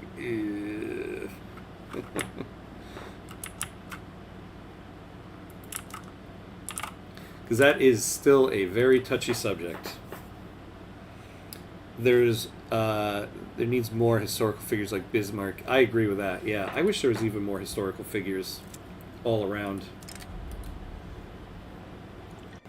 As ironic as it might be, many members of the government seem to have caught a cold today, the day of the debate. Few members have enough strength to make it in for the debate. Come on, people. -10 legitimacy. Ooh, we don't want that. So we're going to have to take this. We're going to have to take the setback, probably. Yeah. That's fine. If this fails right now, it is what it is. Or not right now, but you can always import. Yeah. The problem is we don't have a very good deals on it. I suppose we could try to scale it up slowly. We'll use the first PM and see how well our trade centers react to it. Because it's incredibly expensive right now. Let's see. So they're doing like 45 right now. Oh. You're paying a ton, though, in subventions on that. We'll lower that because this is going to be a profitable trade for them. I don't think they need more incentive to do it.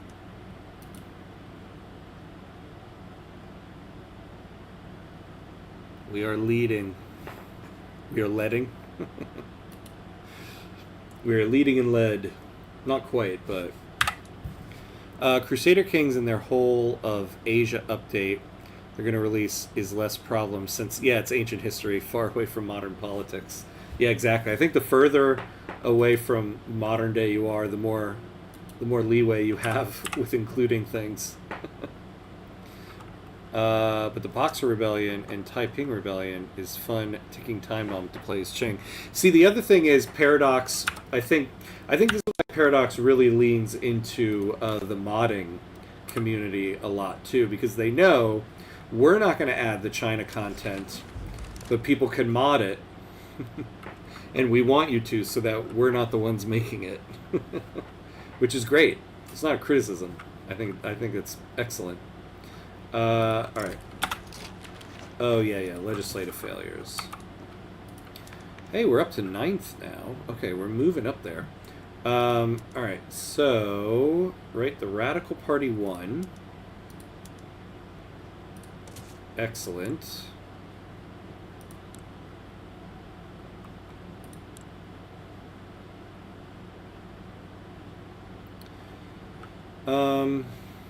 Wow, we didn't get much of an increase in that.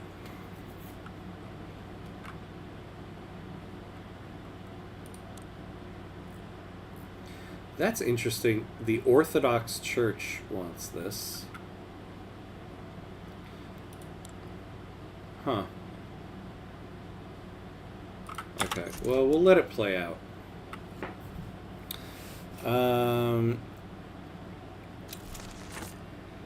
Ooh, path to liberalism. Alright, what can we change here? The petite bourgeoisie, under the leadership of Alexandru Ilivici, has ushered in an era of liberal politics that promises a freer society where all citizens have a part in the political process.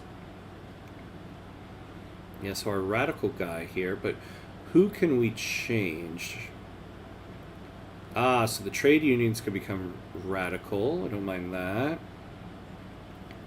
Or the industrialists can become a reformer. But they would oppose multiculturalism, which we really want to go for next. I think we'll do this because this will bring the trade unions in line with the petite bourgeoisie. Oh, and actually this will really help us get public schools as well. Yeah, we'll go with this one. So now the trade unions are radical. China already has a DLC in Hearts of Iron 4. I don't know. The Boxers and Taiping things will still get a rework one day for sure. They exist, don't they? I mean it, since most of your literate, wealthy citizens will be the accepted ones. Oh, have more power. I see what you mean. With census suffrage? It's better. Oh, I see. Yeah, it's better. Oh, yeah. I see what you mean. Yeah. If you're accepted, if you have an acceptance problem, yeah, going back to the Boers in Transvaal, most of the political strength would be held by the small group that has most of the wealth and yeah, that's a great point. That actually would be great for a situation like that. I wish I would have thought of that back when I did that Transvaal run. China got an update in Hearts of Iron 4, but it's very old. Same way USA and United Kingdom need a rework. But yeah, not in Vicky 3. There's not a Boxer Rebellion problem for Qing. Money complicates everything. History should be portrayed without caring how people feel about it. Well, I think it's not that so much they don't want to offend people. They don't want to lose people's money in buying the game. Especially since it seems like Victoria 3 specifically is very popular in China. They don't want people to not buy the game, or the Chinese government to outright ban it, because that's something they would possibly do as well. Let's increase. We're well below our innovation cap.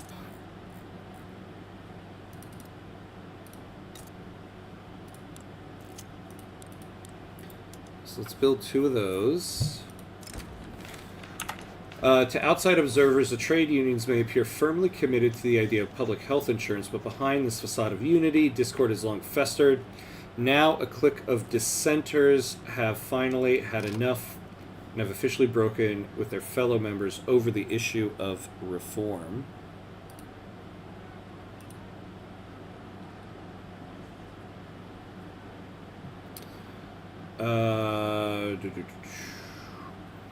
Yeah, we're not taking this one.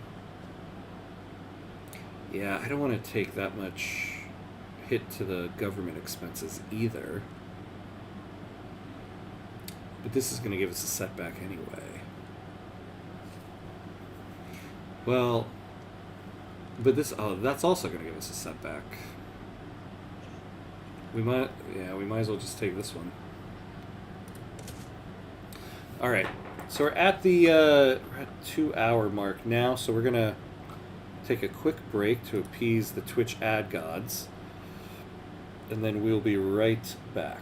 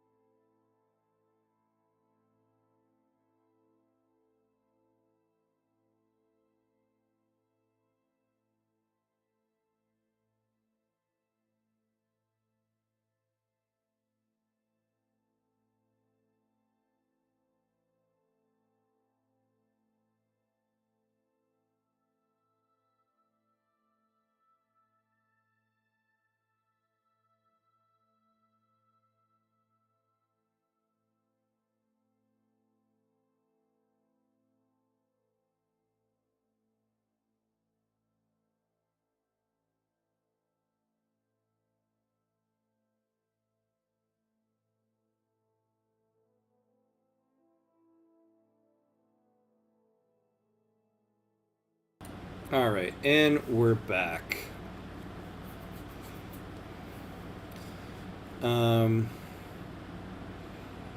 Boxer Rebellion exists in the journal entry, but I don't think I've ever seen it. Taiping thing, I think I've seen like a dozen times. Boxer Rebellion caused little casualties. Think of the Taiping Revolt. Yeah, I don't know. I don't know as much about that history. I think there should be a mechanic for both of those to be more engaging, and secession state still have more casualty than World War One, though. Leading in the elections, a great victory for us here at the Radical Party. Yeah, we lobbied universal suffrage. We won in a landslide. Now we demand public schools. Soon. That could be a problem for the nationalism movement. Interesting, yeah. Yeah, with the new thing that's coming out. Again, you are thinking of the Taiping Revolution. The Boxer Rebellion was when religious weirdos in a martial arts society besieged the foreign legations in Beijing circa 1900, like the Germans. Only tier 4 or 5 pops have voting rights, if I am not mistaken. With census suffrage. Well, there's a wealth threshold for voting. So it depends on your wealth. Because you could be level 4, level 5, but still have not a lot of wealth. That's what I mean. If China wants a favorable narrative, they could exercise that leverage, which is annoying. China has nothing to do with the Boxers, not the Communist Party, not even Kuomintang. They viewed them as they truly were reactionary zealots. China doesn't want to hide that.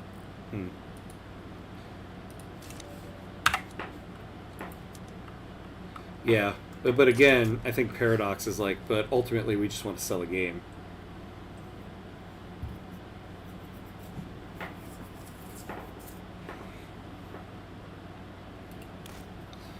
Alright, so... You know, I think, actually... Alright, so we finally are going to utilize some auto-expand stuff. I want to keep standard of living up. So we are going to auto-expand these guys. In terms of resources, we're kind of okay on that stuff. Yeah, tooling. We kind of have enough hops now that I'm not too worried about that stuff. Oh, although, okay, we need a little bit more hardwood.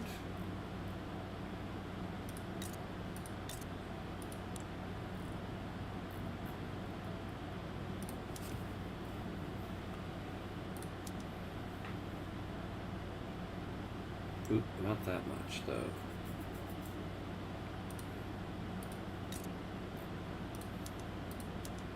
Oh, they're already doing that.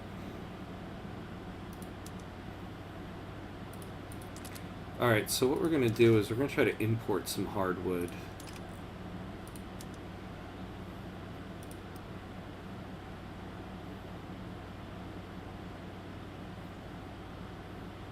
Oh, we have a subvention on wood. Look at that. No, no, no.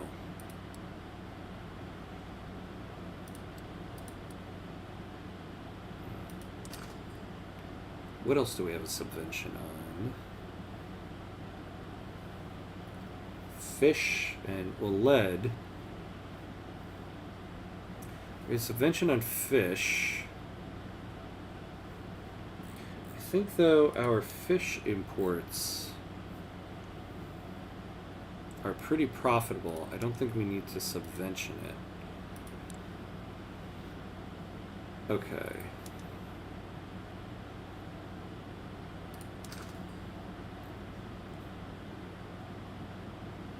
Whoa.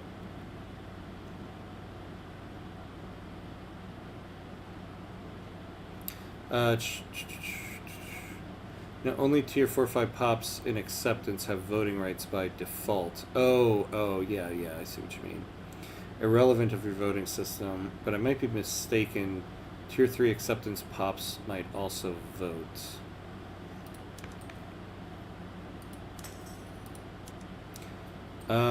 Well, it also depends on your citizenship laws. Yeah, so we have national supremacy. Oh my god.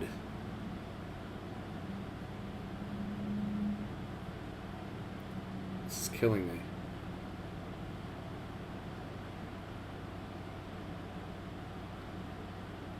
Yeah, well, if national supremacy does, everything else does. So yeah, tier 3 pops can vote, but they'll have like lower wealth because their wages are decreased by being in that status.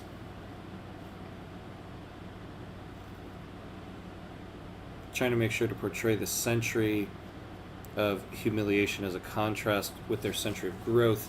There's no new China without the Communist Party, and they're actually right on all of that. Right now for China, the Boxer Rebellion could be a way of letting people know that with enough support from outside sources, a revolution can happen, and of course they don't like that. That's also true.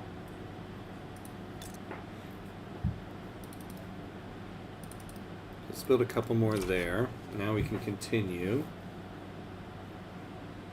China also views the Opium or the Sino-Japanese Wars as the defeat of their foreign overlords, not their own. They call the 1895 war Japanese-Manchurian War, not Chinese, as we call them in the West. Anyway, I'll head off now. It's very late. Enjoy your universal suffrage, and do not forget to upgrade your PMs. Anyways, have a great game. Yeah, Maximilian, always good to see you, friend. Thanks for stopping by. Thanks for hanging out and chatting and reminding me of our path forward. Have a good one. Hopefully I'll see you on Friday for the next stream. My last one before I go on vacation. Anyway, I got back to the keyboard to see Krakatoa eruption. My brain turned it into karaoke eruption. That's funny. As I read it right now, I almost thought it was karaoke. The karaoke eruption. I know that well, being a theater person. You go out with some actor friends and you get the karaoke eruption when you go out. Alright, so baking powder in the food industries, that we can definitely afford. Although, why is it going to be... Oh, P.S. I said China is correct in a lot of their critique assessments of their past. Not that they are always correct. Oh, yeah. Yeah, I got that. I didn't think otherwise. An eruption of unprecedented records has utterly destroyed the lives of many Dutch East Indies in the state of West Java. The explosion of the Krakatoa, hey, speak of the devil, could be heard from hundreds of miles away, and anything that had the ill fate of surrounding the island was immediately devastated. Yeah, we're not going to pay money for that. How many drinks before they start singing Hamilton? Oh my god. Like -3. They're singing it on the way to karaoke. And to the guy that spoke about foreign revolutions, the Boxer Revolution was a movement to expel the barbarians, just like Sino-Joy in Japan, and Empress Dowager Sichi supported it secretly. It was put down by the 8-Nation Alliance. Anyway, good night for real. Yep, have a good one. See you next time, my friend. Oh, let's unpause here.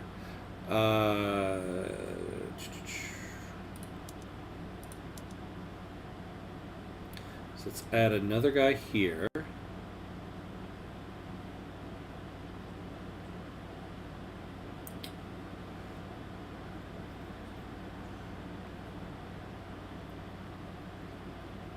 I really believe China could grow culturally if they accepted what happened and did not try to say, no, not me, or I did not lose, it was X or Y who lost. Yeah, this is true, but every country does that to a certain extent. I mean, here in the United States, there are many people who don't count the Vietnam War as a loss. And the United States definitely lost that war. I think everybody does that to a certain extent.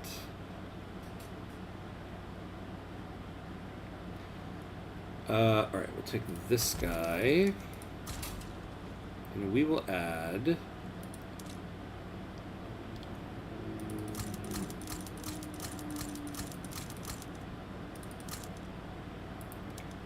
more. They do not deny the defeat. The Han Chinese do not lament the defeat, especially against the Japanese. Sun Yat-sen, founder of the Kuomintang and father of China, even supported it. I actually know... I will admit, I don't know a lot about Chinese history. I should, and I would like to know more. I should look it up more. But yeah, I don't have any input or insight on a lot of this. I'm more learning it from the chat here. With the calls for some form of healthcare system, many are questioning where the money for setting up a new healthcare system will come from. Some are suggesting simply taking it out of our tax funds, while others insist the government should find another way to cover the costs. So we add 3,000 to our tax income. Oh, but we had 20% success chance.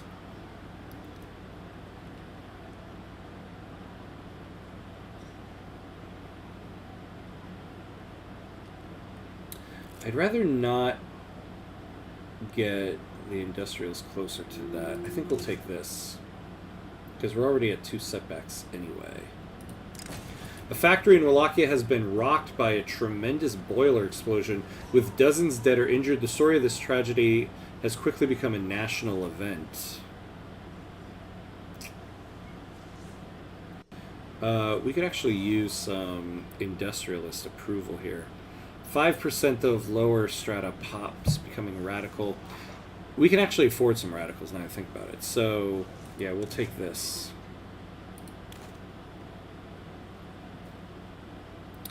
Got to remember something about China. The Han and their disposition are the dominant narrative.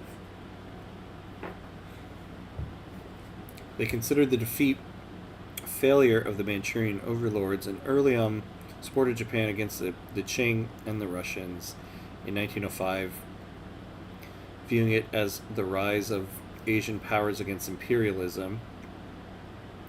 Americans reading about the Boxer Rebellion. McKinley dispatched the troops. U.S. Marines were the first to scale the walls. Enough history read. USA, USA. Hoo-ha, the Marines. That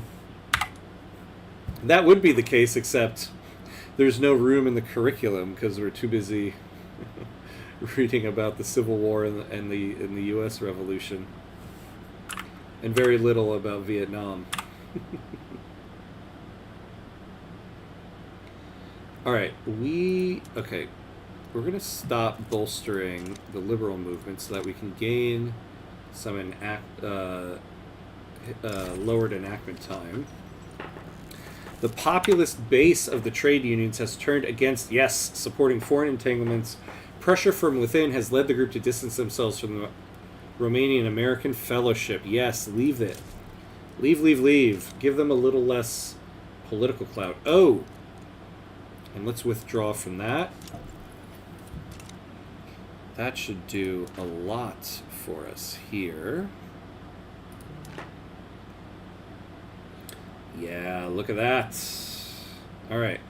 So they're going to go down to 149. These guys are 149. Somehow Russia is in the lead.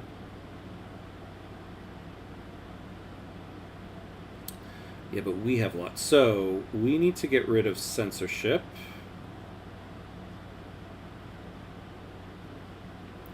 Actually, not just that. If we could get protected speech, we would give even more leverage away and get more technology spread. Oh, but we need human rights. 9 to 14 months. Okay, so I guess we'll hold off on that. I was referring to the U.S. Marines being the first to scale Beijing's walls in 1900 during the Eight-Nation Alliance to put down the Boxer Rebellion. But it shocks me that you don't learn about Vietnam. I mean, I'm kind of exaggerating as a joke. We do learn about Vietnam. We learn about it quite a bit. But it isn't taught as a loss that the American military suffered. There is a kind of prevailing narrative in the U.S. that the U.S. military has never lost a war, even though I don't know how you could consider what happened in Vietnam a win. I think in the prevailing ideology in the U.S. is that Vietnam was a tie. While most of the people of China will call themselves Chinese, most of China has as many cultures as Europe had. The only difference was the Han managed to beat everyone else and their culture.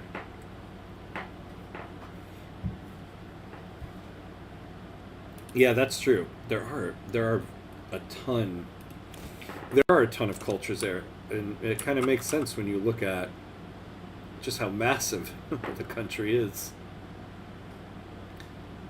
I always forget, too, in our game here, Great Britain has the coast. The American Revolutionary War is 1775-1783, and the Civil War 1861-1865. Can't take 12 history classes for sure. It should take a semester. No, it does not. You learn about it for many years. But I mean, that's our national history. I think any country will spend a great deal of time on their nation's personal history, more so than anything else, because it's part of your national story. Oh, hold on. Oh, nice. I forgot, in the new update, this is like the new Krakatoa journal entry here. It shows you the temperature drop and all this stuff. Korea was a tie, Vietnam was a defeat, Afghanistan is a defeat, Iraq was essentially a political defeat after a failed nation building, but military is success. Yeah, agreed, and agreed.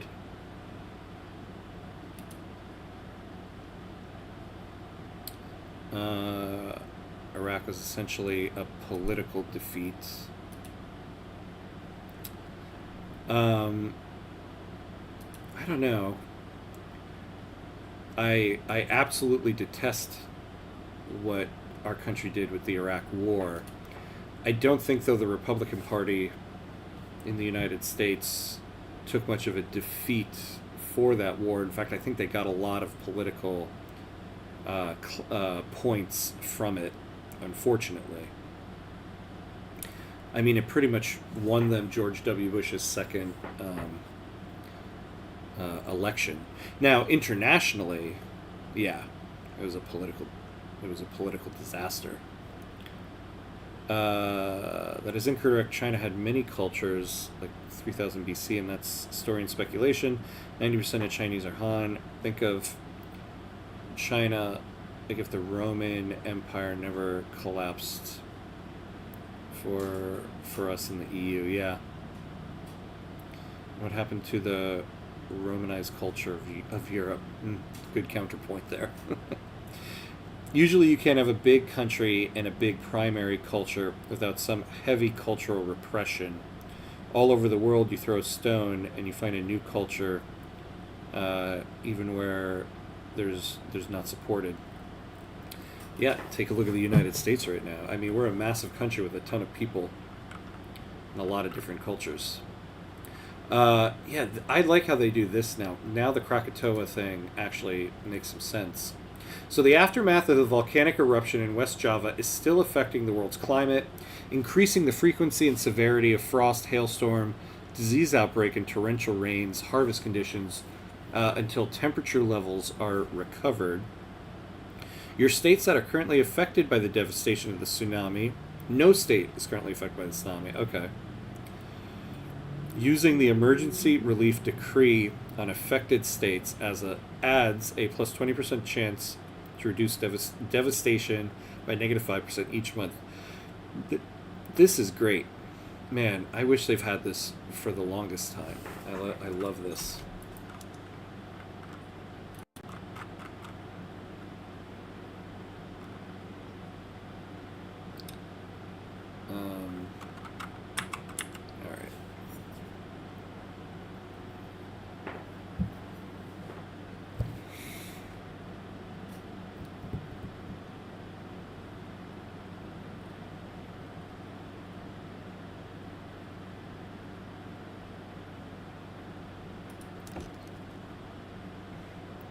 I forgot we had that. So we've got a pretty strong military here. Yeah, man, if we could actually get the United States as our ally. For some reason, they're just cautious of us. Yeah, now they're wary. Why potential threat? Oh, I guess because we're hurting relations. Well, you didn't want to help me. Vivid red sunsets were reported for several months across the country. Fire engines were even called out in Moldavia to quench the apparent conflagration. Many artists and academics have expressed their interest in this phenomenon. Yeah, we'll take university. And you know, actually, I think I was kind of wrong to do this.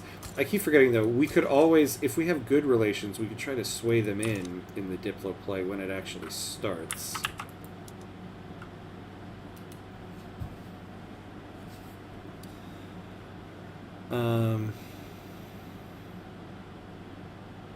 I tend to think the U.S. military post-World War II struggled mainly because U.S. foreign policy was trying to replicate the British model without being as brutal. Yeah. Yeah, because we ended up... it just kind of seems like every time we kind of interfered with another country's internal politics, it always eventually comes to bite us back. I mean, look at how, you know, we supported rebel groups in Afghanistan because we wanted to we wanted them to fight against the Russians, and then we end up creating Osama bin Laden that way. Yeah. Me eating popcorn while chat discusses Chinese history is like being in an actual Victorian era saloon. Brilliant. Just drinking your whiskey. The guys at the end there are like, let me tell you about China. Hell, even present day, you'll hear stuff like that. You're at the bar. Somebody down there is talking about China.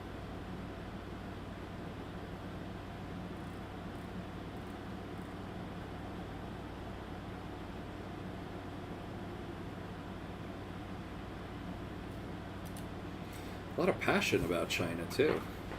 I wasn't expecting that one.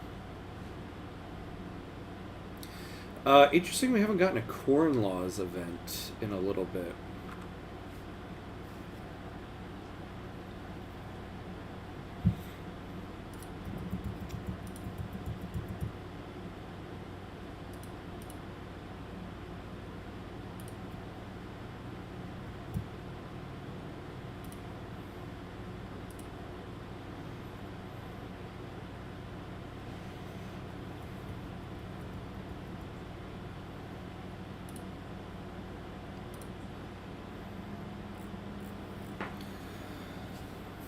Alright.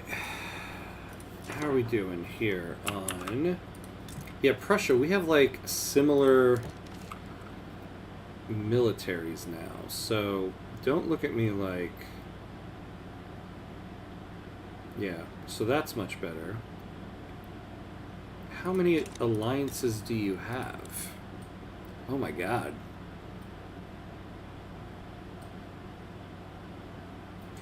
Prussia is allied with Austria.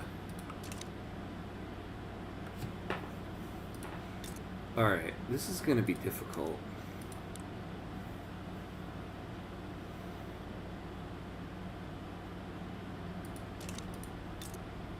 I wish there was a way diplomatically to get Bessarabia from these guys.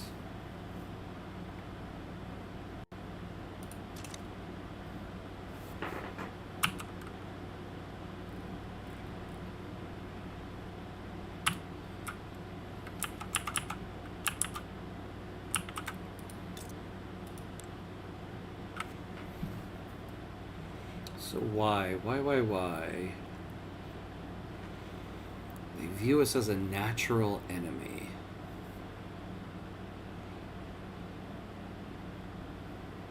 They adopted this strategic desire due to Romania becoming diplomatically relevant. Oh my god. Okay, we need to... Okay. I haven't been keeping up with our declared interests here.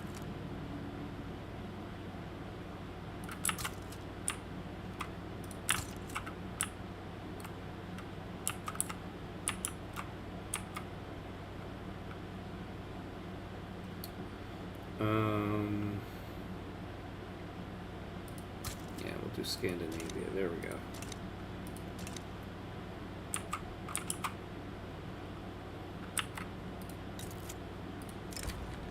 Lawmakers working towards the enactment of public health insurance have found themselves mirrored in a particularly complex set of bureaucratic proceedings, grinding the work towards reform to a near halt.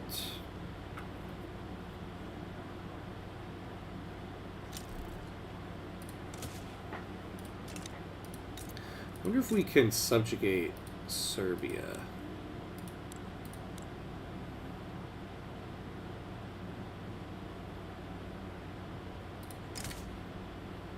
Yeah, a ton of people will get involved in this. Okay.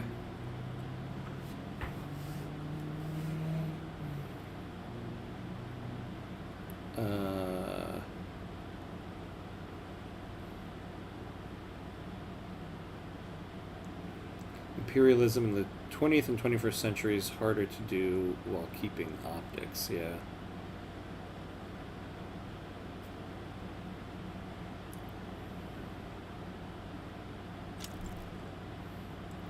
Yeah, right? What does the U.S. have against us? I don't get that.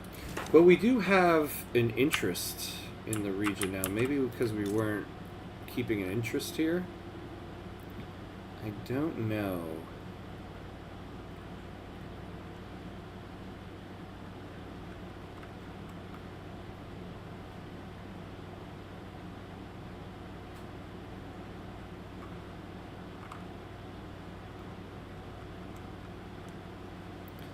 So the U.S. just came to beat the poop out of me in Transvaal for an obligation with Orange. Yeah, what's up with the U.S. here? Why is the U.S. being... the U.S. is being 20th century U.S. in the 19th century here.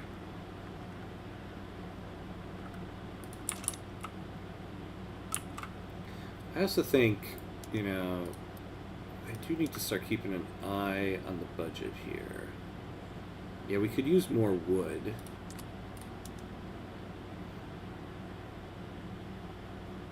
Yeah, we really need more wood.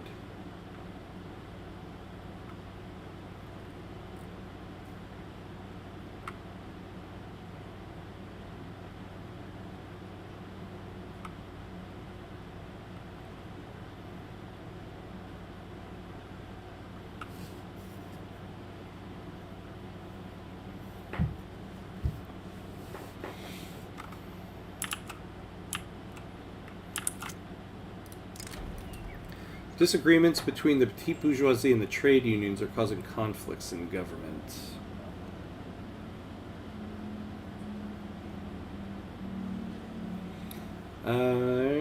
I guess... yeah, we can afford to lose a little bit from there. So this is a bit of a problem now, in that the land that we need to get, there's like this super alliance right now.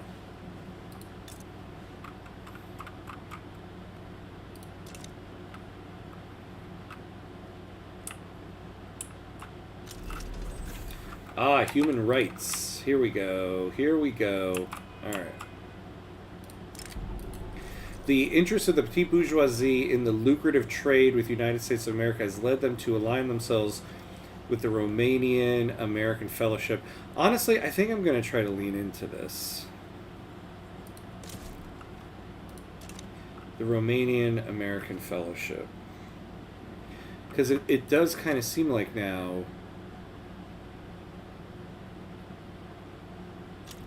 like the French military...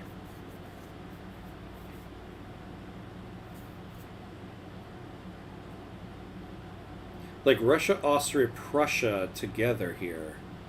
The French military is not going to do it. But the U.S. military there.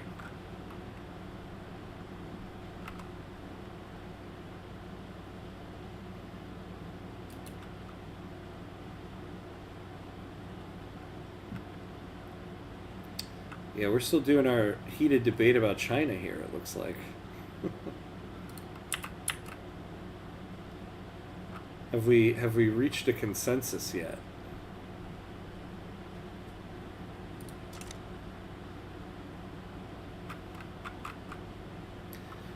Now our GDP has been going up steadily.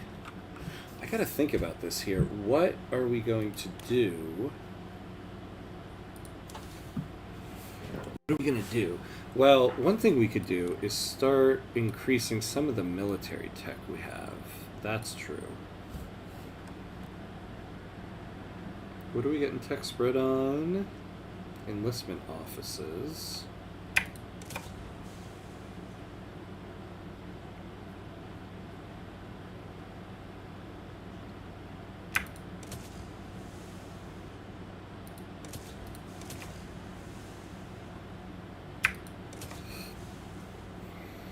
Oh, actually, scratch all that.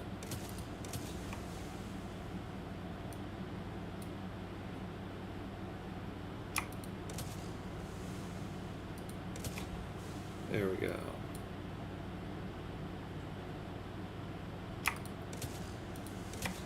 Okay, so we're going to focus on some military tech here. More boats. See, I was thinking about that just now. Problem is, Navy won't necessarily help us. I suppose I could use it to cut off supplies for, like, the Austrians. The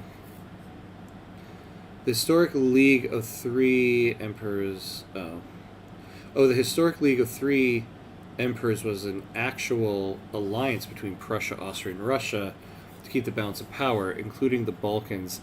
Seems the game is giving you some historic challenge. Wonderful. Wonderful. As long as it's historic. I kind of mean that truthfully. At the same time, yay. Yay, history. Oh, man. And, okay, we got a lot of stuff to catch up on here.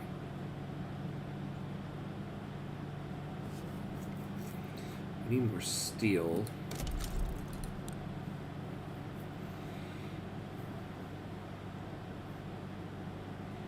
Coal and tools.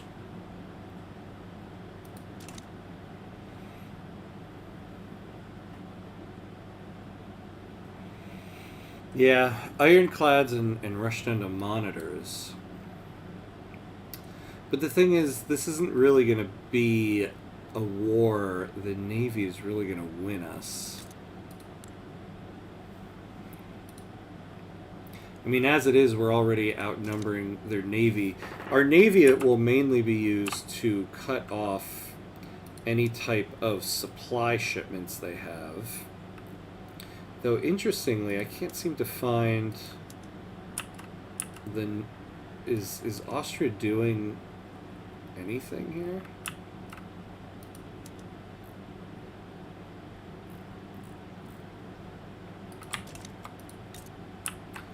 Where's the Austrian shipping lanes? My Boer run is over. Got 4 million GDP, nice, and 2 million pops by 1850. But USA just came and beat me for no reason. Damn it, US. What the hell's wrong with you? Take the Ottomans, Bulgaria. Yeah, that's true. Ooh, yeah.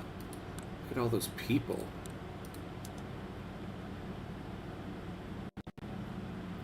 You know, it's not a bad idea, actually.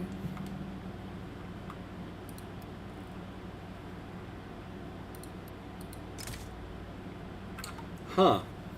That is not a bad idea. It doesn't seem like anybody will join in on this. Yeah, we could start...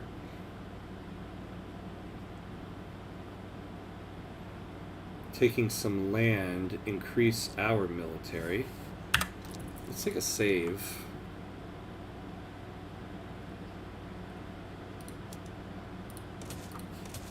Hmm.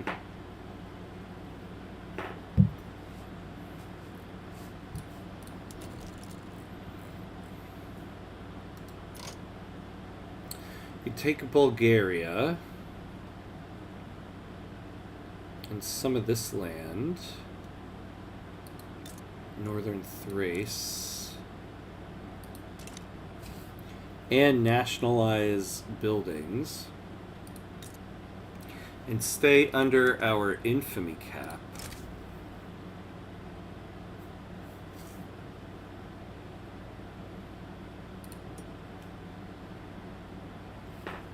Let's do this. Let's do this.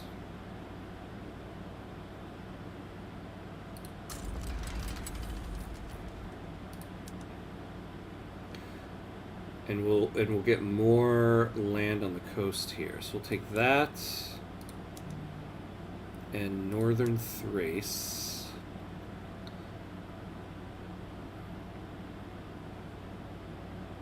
Although if we take northern Thrace,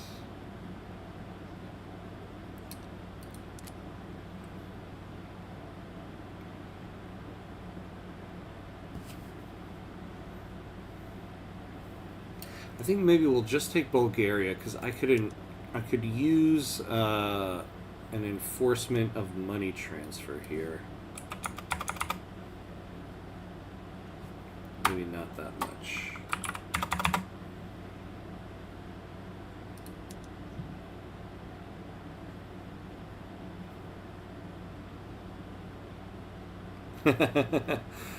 Theo, hello, hey, that's illegal saving. I mean, I was just saving because we haven't saved in a while. There's no ulterior motive to it. That's all. No save scumming intended. Or I'll put it this way: it's not a save scum if you never reload. Okay, let's take a look at mobilization options here.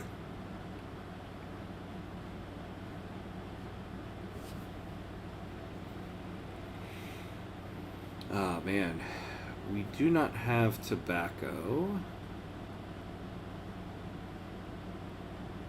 We barely have enough sugar. We do have liquor.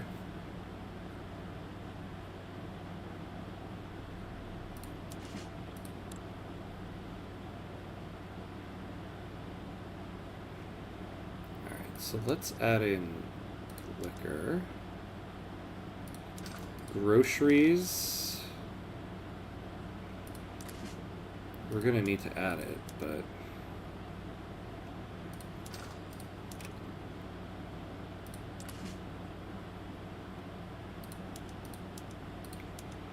and I think we'll just do forced march. Now, how many soldiers do they actually have? 52. I don't think we need to... We're not going to mobilize conscripts. We have plenty without that. And so we're just going to put everybody right on that line.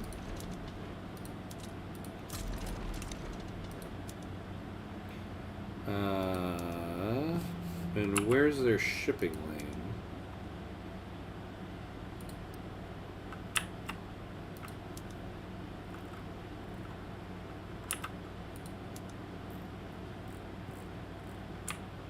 Is it just this one? That would be crazy.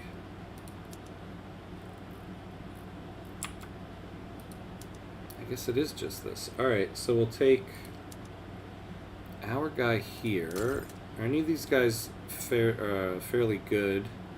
Yeah. So you will do the blockade.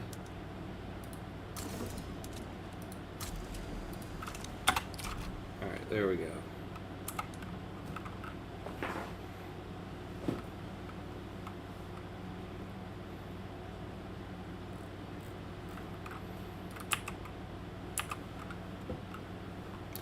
We should create a... oh, I forgot to do the... Good thing Jack's not here. He'd be so disappointed in me. I don't have the auto chatbot thing to remind people about the Discord. I'll just post it in the chat. You know, useful for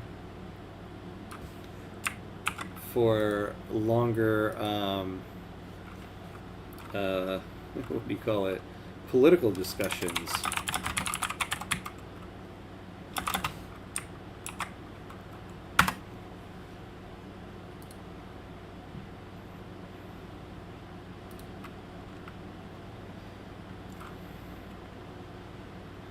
We'll pin the message.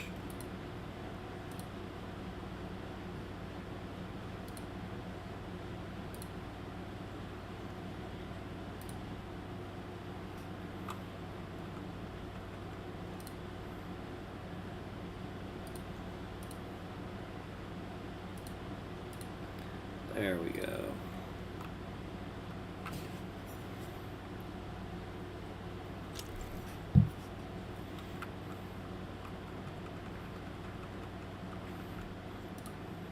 Whoa. Yeah, what is going on? Wait. Oh. The Ottomans backed down. Oh, yeah, because we added in the 15K. Yeah, they weren't going to be able to take that. Okay. Look at that. Yeah, I've never seen that. 2 Sicilies is just conquering and not really doing a unification thing. That's interesting.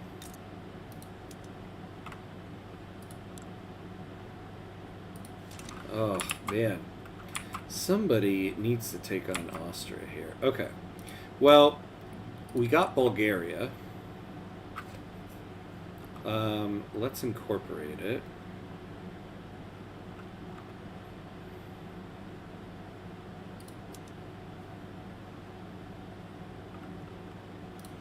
And let's start building stuff.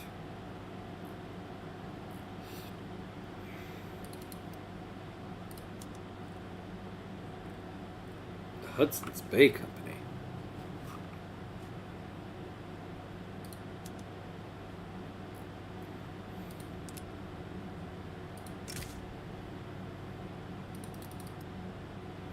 Yeah, this will be a lot to take.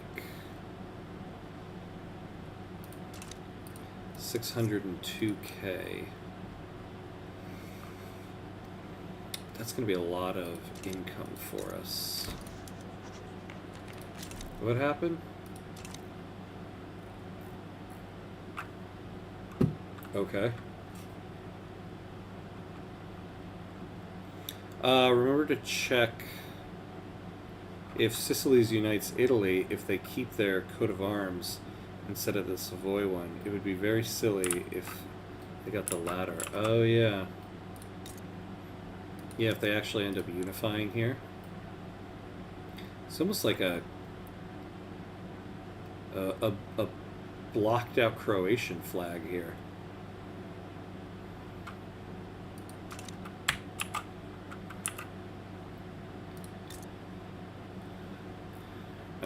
Who owns this stuff?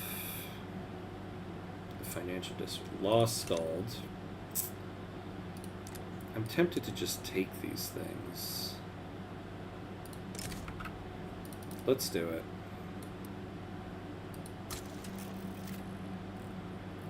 Alright.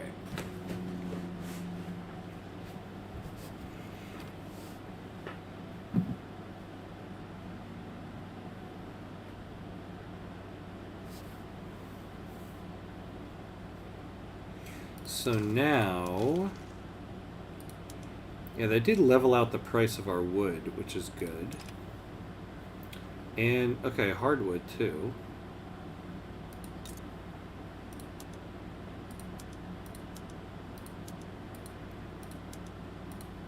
Now we've got a ton of people.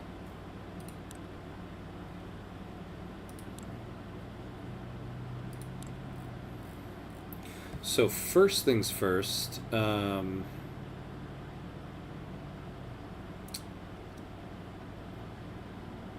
could use a port here. we need a little bit more there. What is it that we need most?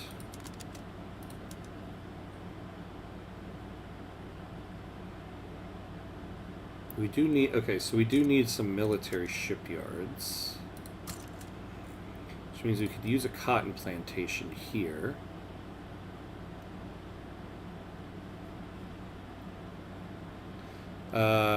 Sicily has a different coat of arms than that one. It's just that since they're a republic, the game had to create a new flag. Oh, okay. That's interesting. Yeah, I wonder what they'll do with that.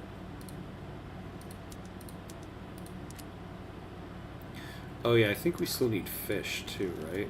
We probably want to build that.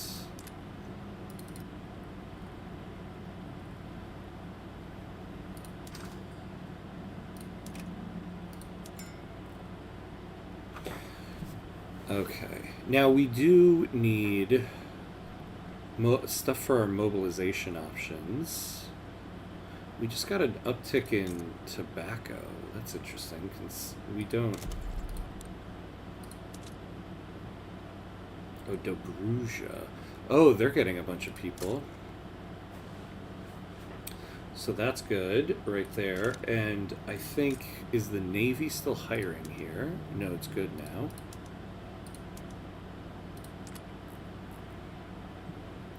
So yeah, let's get tobacco, since that's where we have it. I guess we don't have... Yeah, we don't have sugar plantations anywhere. So we will utilize... I hope we're... Are we utilizing soil enriching farming everywhere? Yeah. And we're utilizing that everywhere. How's our wheat? Okay, we're not bad with wheat, so that's good.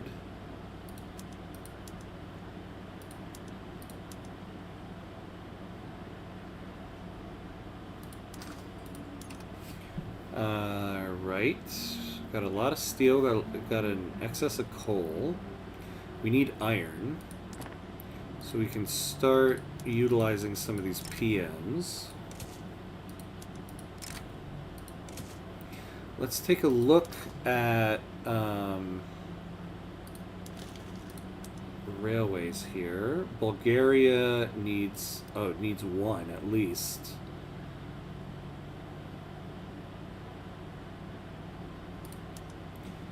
Do we have a hiring problem in this one? We do. Yeah, they just don't have workers here. So we'll subsidize that one. Wallachia could use one.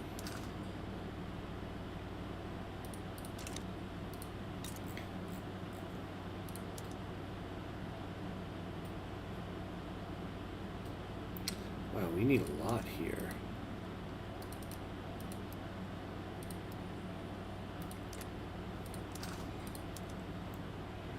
Moldavia can use one more. And Dobruja actually is okay. Alright.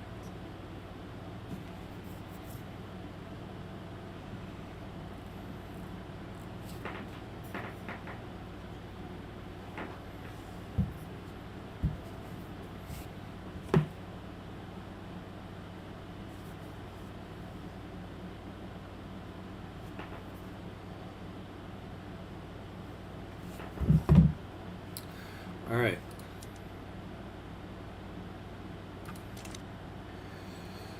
So, on top of all that, we do want to utilize some of the people here to add to the military. Problem is, we're unincorporated, so there is that issue. But it sounds like, yeah, we need more munitions.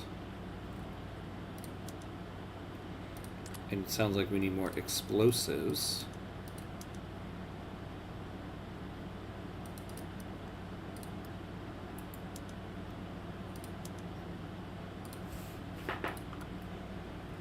Let's actually build those sooner rather than later. Now, what's going on here? Have you guys changed your stance at all? Nope.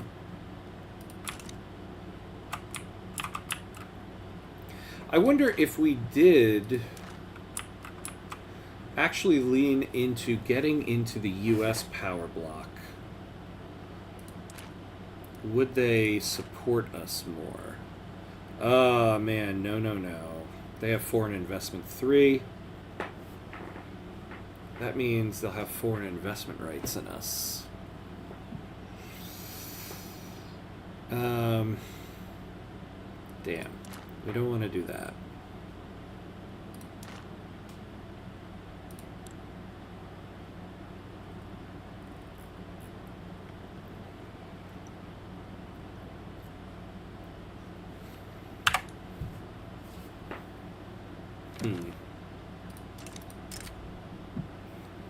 Nope. Sorry. Not gonna do that.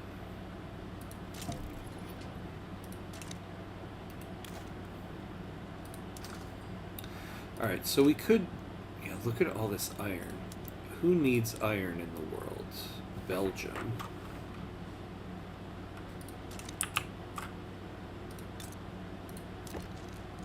Let's sell you some iron if you want it from us, and you don't.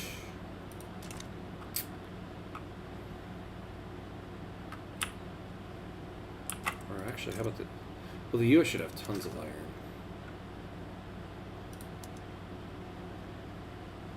iron. They don't really.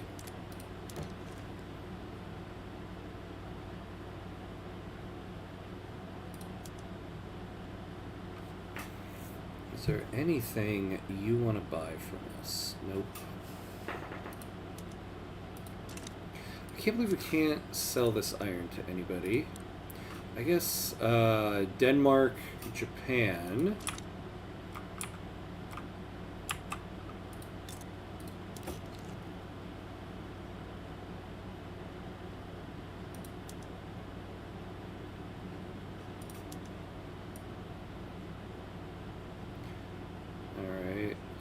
Could do 185. Oh, we could get investment rights in them. Huh, this is an interesting one.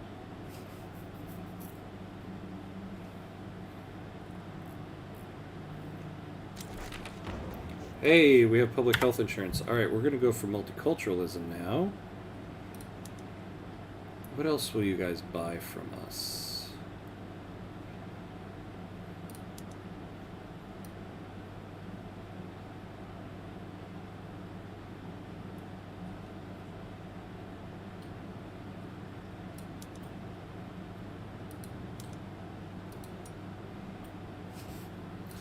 Alright, I guess we don't need that.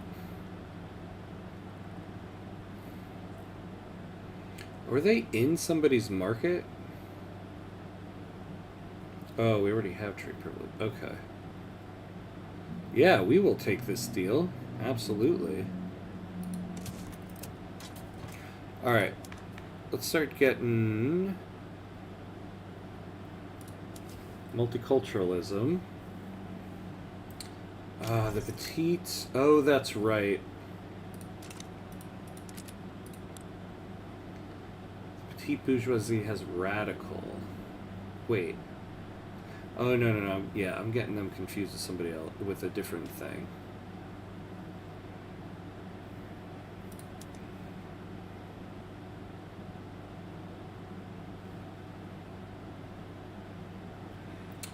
Yeah. Ugh. Erg. Well, I mean, we're still going to go for it, though, but... Alright, what else can we sell? What else can we sell? Who wants some of this stuff? See, if we could get trade privileges with Belgium...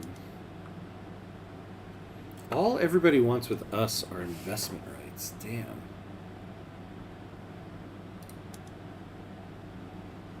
Yeah, we're not going to be able to sell enough goods to really...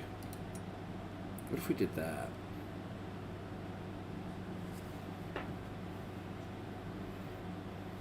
Nope, nope, nope. Yeah, what about Egypt?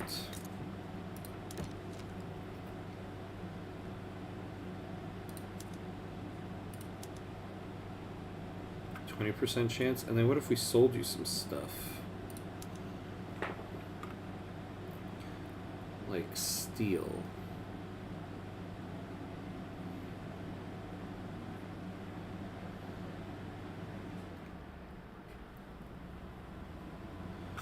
Where's steel? Huh. We could sell them some engines.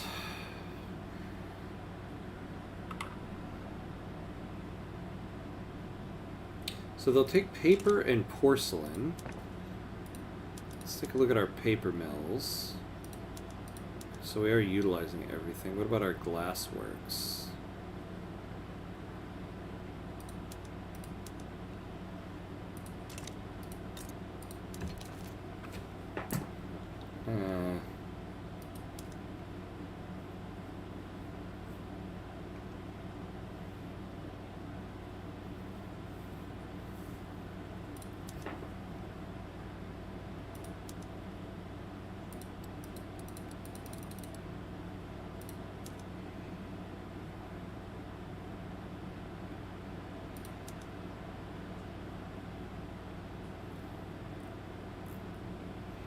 Uh, 50-50 chance then. Why not? Let's see what happens.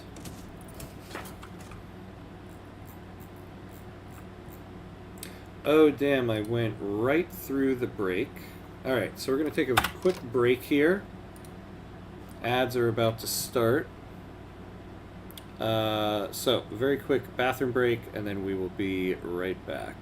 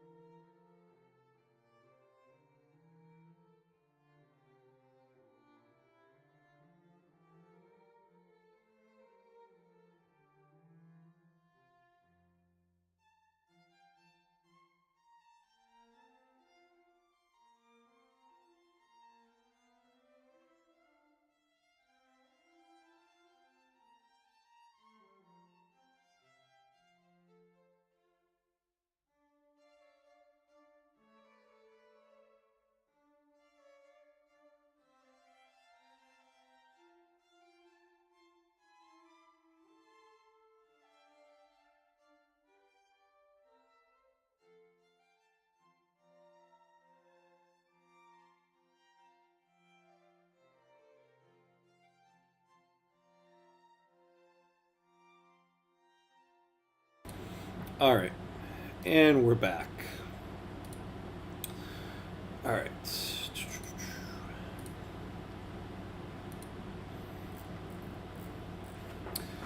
Right? Whoa, I see the China discussion just abruptly ended. What happened? Did we reach consensus?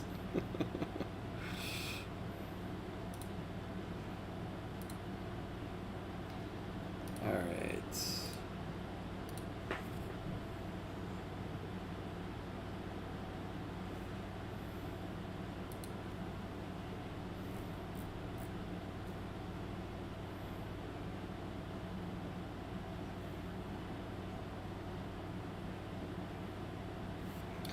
All right. Okay.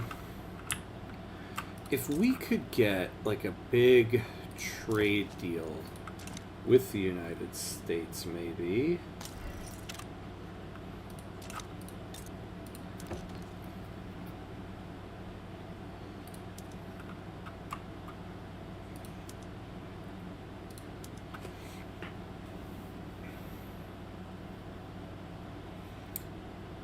Yeah, we could sell them.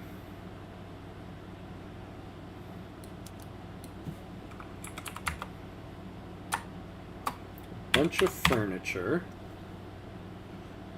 Oh, hold on though. Yeah, we need a lot more convoys now. That's where you come in, Bulgaria. Let's put this at the top. In fact, we're probably going to need more than just one.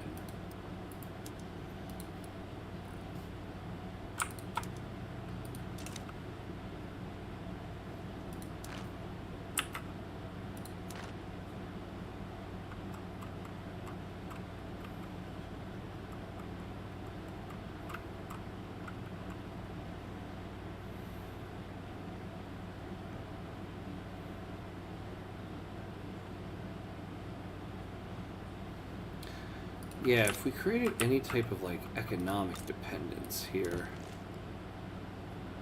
what are they willing to sell us? Clothes, coal.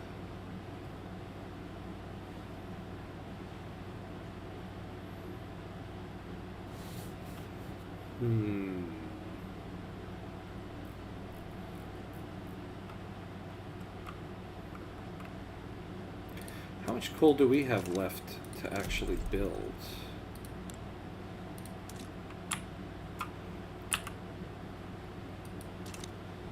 Okay, yeah, so what if we bought some of it from them?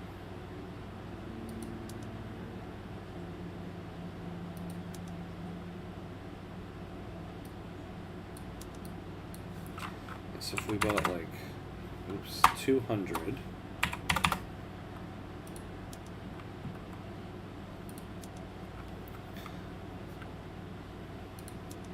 Definitely dies.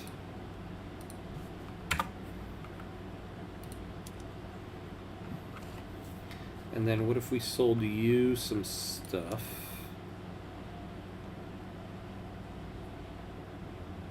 What would you want? What would you want? Nothing that we have any surpluses in. Well, that's wonderful.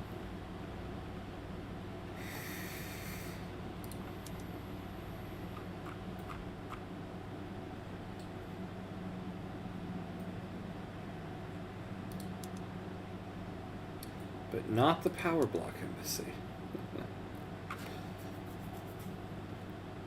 Ah, a defensive pact. Yes, there we go.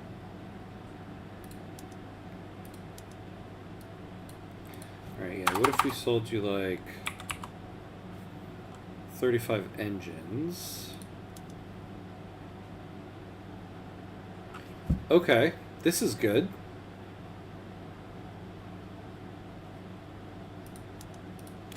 We'll do this for like 15 years. Maybe we'll make this 50 dies. Not quite that much.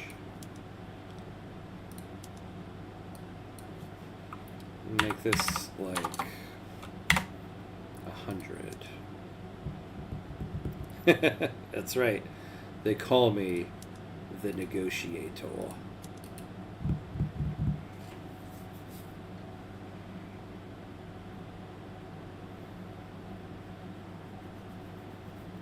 I think this will be good because we're going to add in leverage generation from this, and then we're actually going to get a little bit of economic dependence on France with this.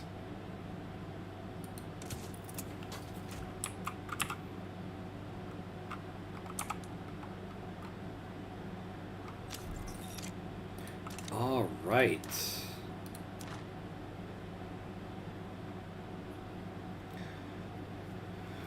So that'll get them to 189. So at least they'll be the leading one now. So when we finish multiculturalism, we'll move to protected speech. And they're going to soak up a lot of our leverage.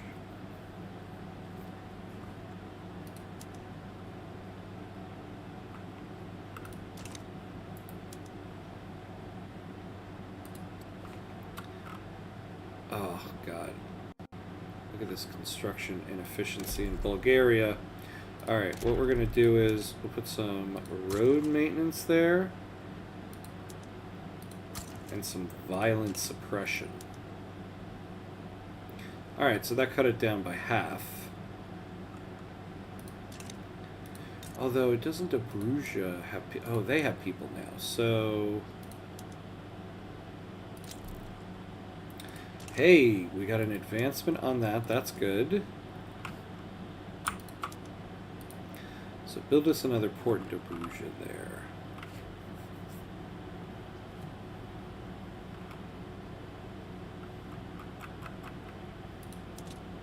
You know, our rank is not bad.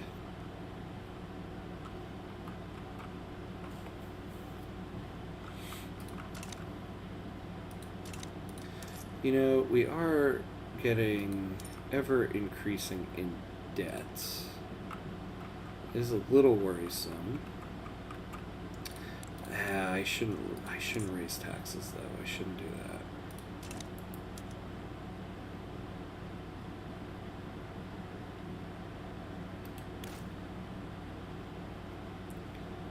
Okay. See, the thing is,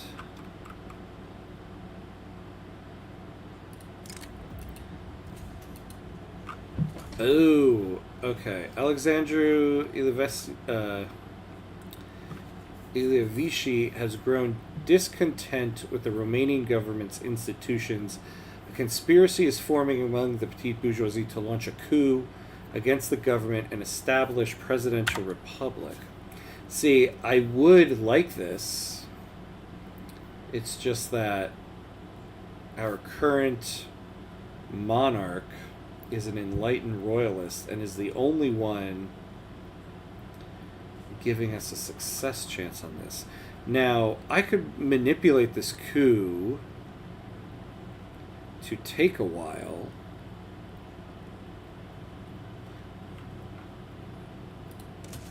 Alright, we're going to try to manipulate this.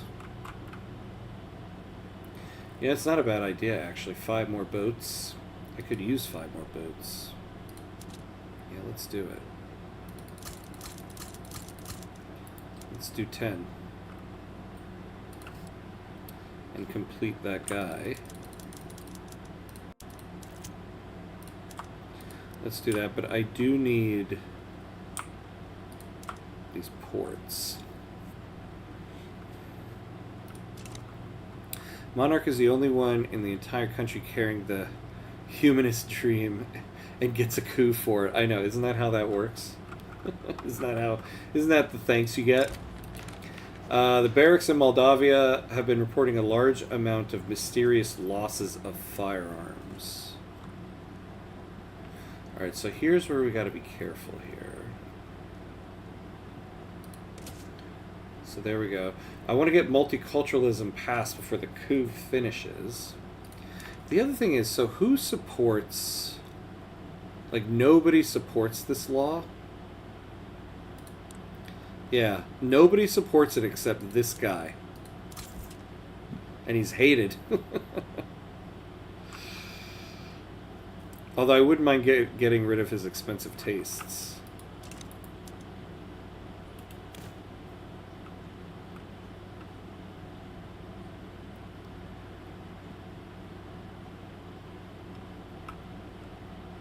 What are we spending most of our money on here?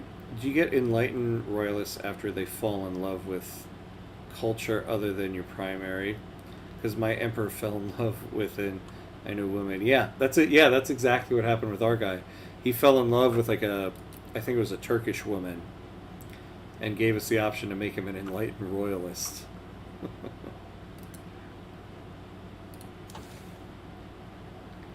Ah, man, when we get steel frame buildings...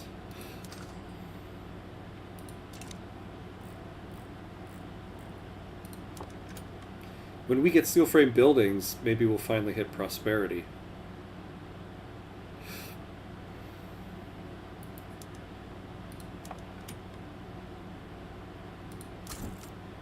I forgot about this guy. Yeah, you can get an enlightened royalist for your current monarch when they marry a discriminated member. It's one of the best, most powerful events in the game. Makes playing Russia or Ottomans easy. Yeah, that's right. Yep, and that's exactly what we got here. Now the trick is going to be, can we manipulate the coup enough to not finish before we can get multiculturalism?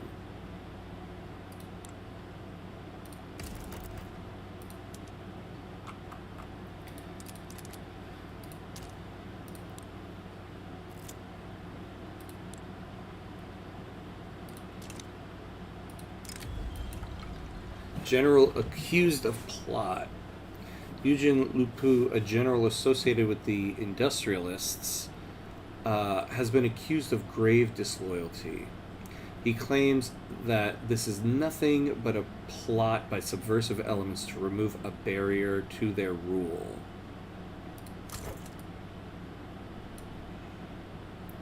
Oh, he is a pretty good general, though. So let's keep him around.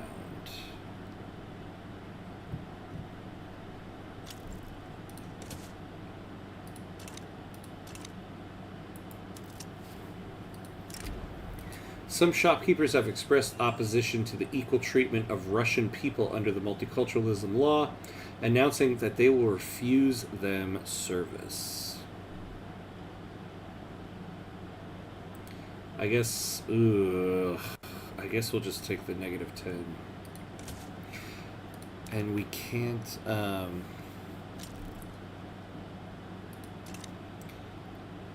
game basically teaching you need to oppress some so you can free them later. One step back, a jump forward. Yeah. Right? I guess that's the stance the game is taking.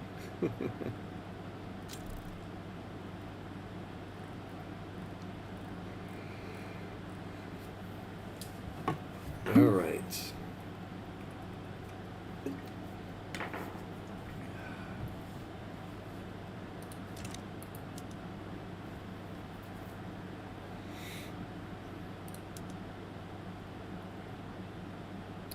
Oh, look at that. Our private sectors are really building now in foreign countries. Oh, you know... yeah,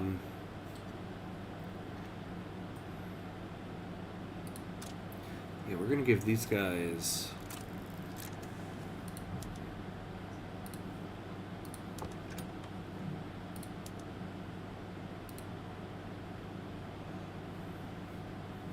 investment rights. We're not going to give them monopoly rights. Oh, we should give them trade rights, though.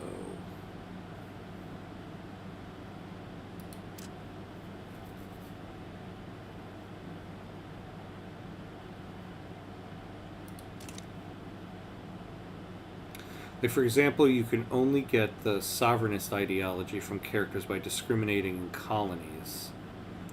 Is one of the new ways to get multiculturalism characters earlier. Oh, interesting. I wasn't aware of that one. That's not bad.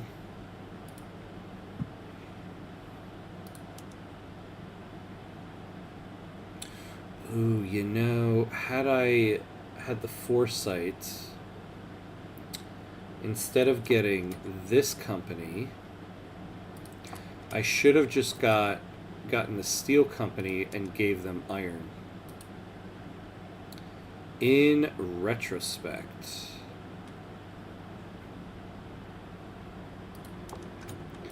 how much do these guys own?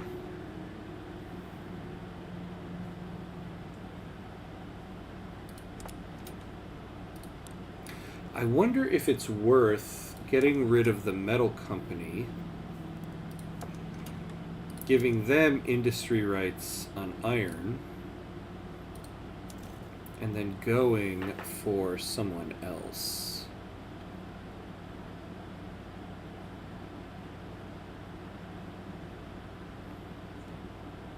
Oh, you guys actually moved to the... You did move to the Discord channel. Amazing. I love it. Did it end cordially, I hope?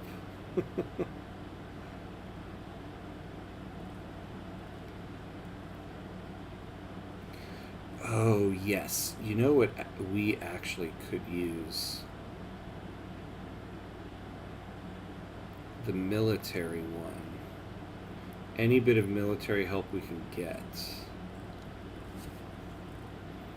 This is a risky move, though, I feel like.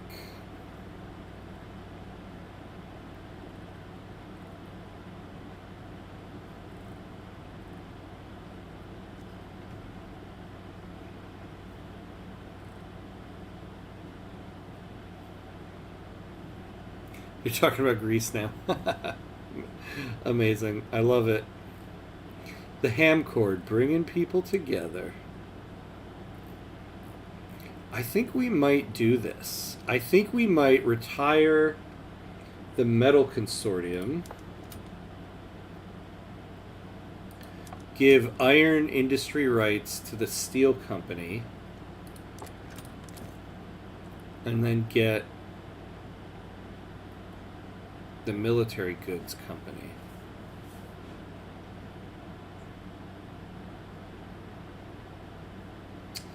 It's a risky one, though.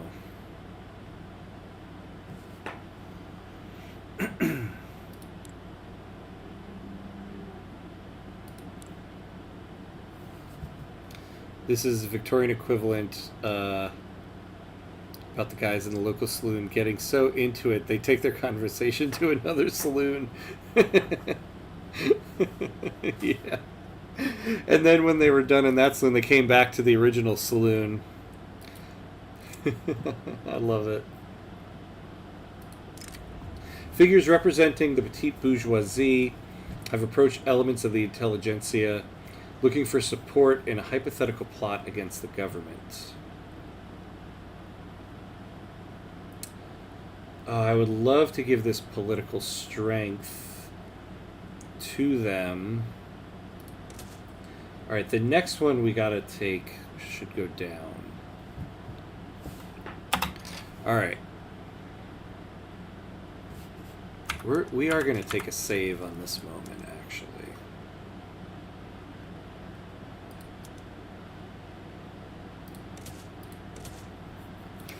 Should have slept a long time ago. There was never a question of not being cordial. I love disagreeing all the time. It builds character and exchanges ideas. I love that. I absolutely love that. I feel the same way. I love conversations like that are conversations.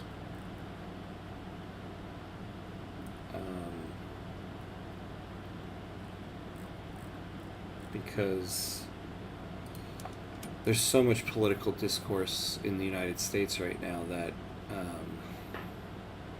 is not productive. I hate to do this, but alright. So you guys will get industry rights on iron.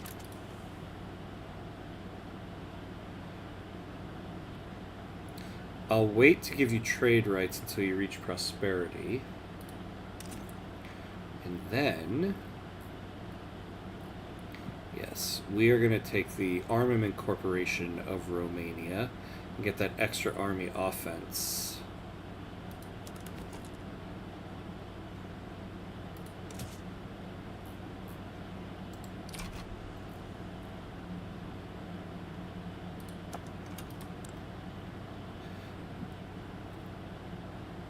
Although we did just lose a bunch of throughput, though, on iron.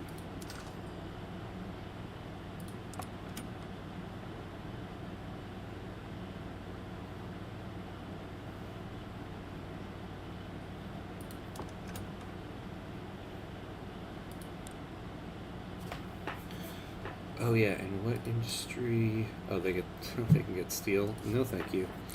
Right. But yeah, we'll give you investment rights also.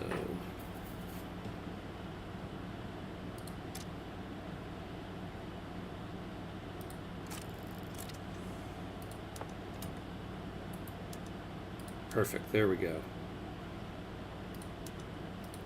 Now I think we have a bunch of iron mines that are going to be owned by local workforce. So I hope you guys buy them up.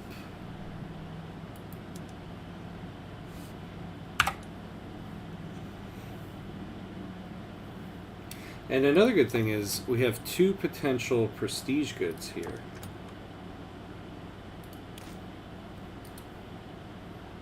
Oh yeah, let's take a look at our guy here. Titus Skodrea. Basic entrepreneur, that's good.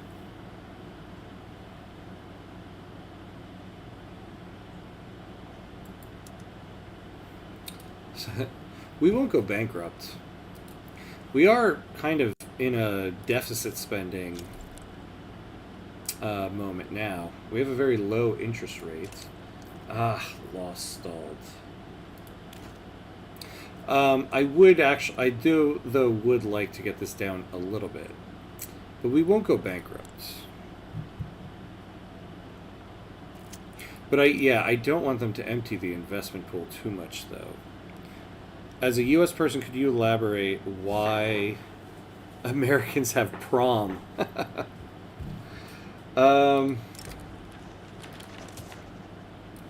God, why do we have it? You know, it's one of those things that's just so ingrained in American culture that I don't even really know why we have it. I think it's just a matter of like an excuse for a formal event in your formative years.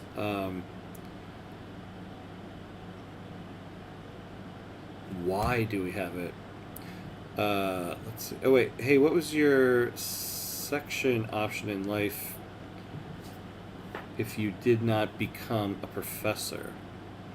Well, I was a computer science major before I decided to major in theater, because I teach theater. So I suppose I would have been a computer programmer. That was my original intention. One last farewell. Oh, are you heading out? So I suppose that's what I would have been. Computer programmer. I was also a competitive soccer player. I played in college. I would have liked to go farther, but kind of reached the end of my rope on that one.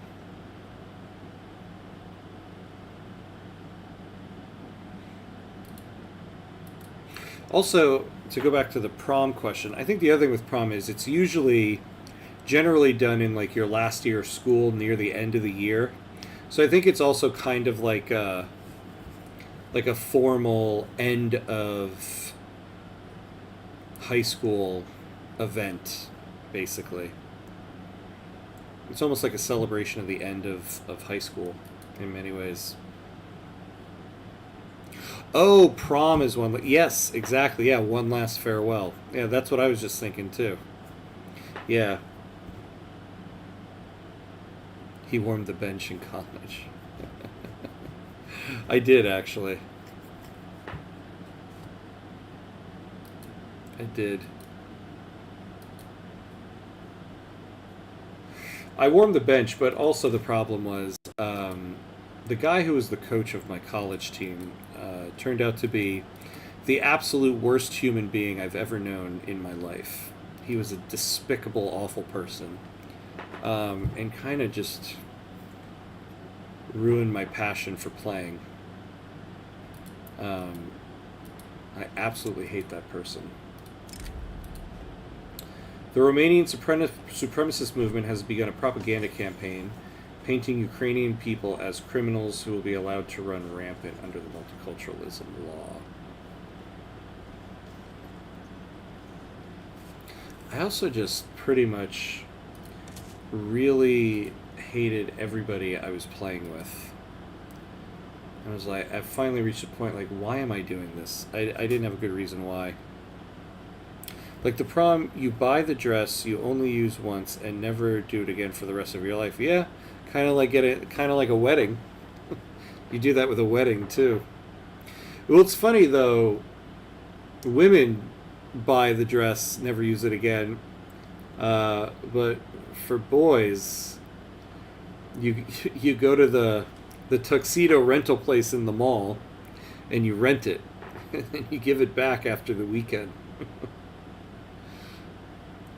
Prom is an economic stimulus. It really is. It really is. There is a beach town in New Jersey that is known for prom weekends, and it gets such a surge in business, which is funny because everybody in the town hates it, and yet it's one of the things propping up the town.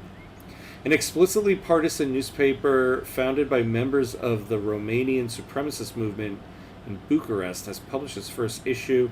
Between advertisements and political cartoons, it hosts a ruthless critique of government policy. Yeah, we'll do that. Uh-oh. Gotta switch headphones.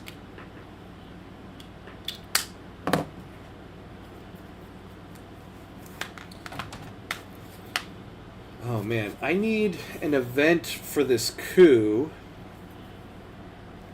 that's going to let me lower their progress a little bit here.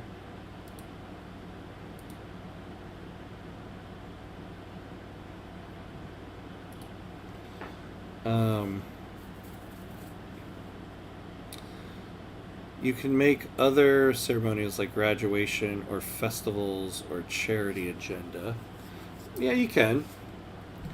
Graduation also kind of has that as well. But I don't think there's anything inherently wrong with prom. It's actually I have very fond memories of it. Why do I get emotional as a millennial every time I hear vitamin C? Yeah, and good riddance. Time of your life. Vitamin C, man. That was, yeah. That was the song. At my time, too. We must be around the same age. Party-affiliated newspapers have been proliferating during this election season. Publications associated with the National Liberal Party have been particularly effective in spreading the party line.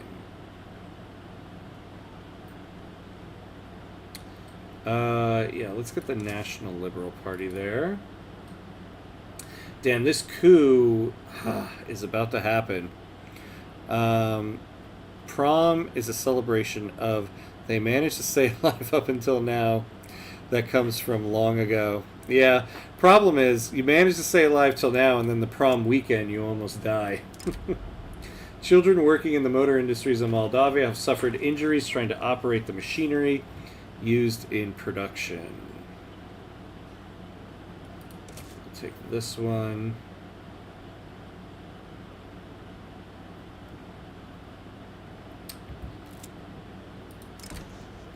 The wing of the Radical Party affiliated with the petite bourgeoisie. Damn. I played a dangerous game and I failed. The petite bourgeoisie have successfully orchestrated a coup against the Romanian state. Alexandru Levici has proclaimed the previous government illegitimate and declared the establishment of a presidential republic.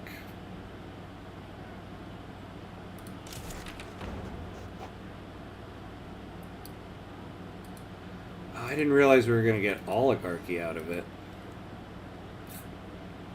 The wing of the Radical Party affiliated with the petite bourgeoisie has raised complaints about Ion Emanuel Diamandescu's choice of leaving their supporters neglected.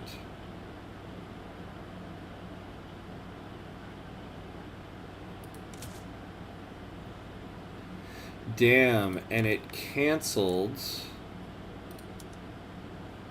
Multiculturalism. I really played that one wrong. I did not need to do that coup.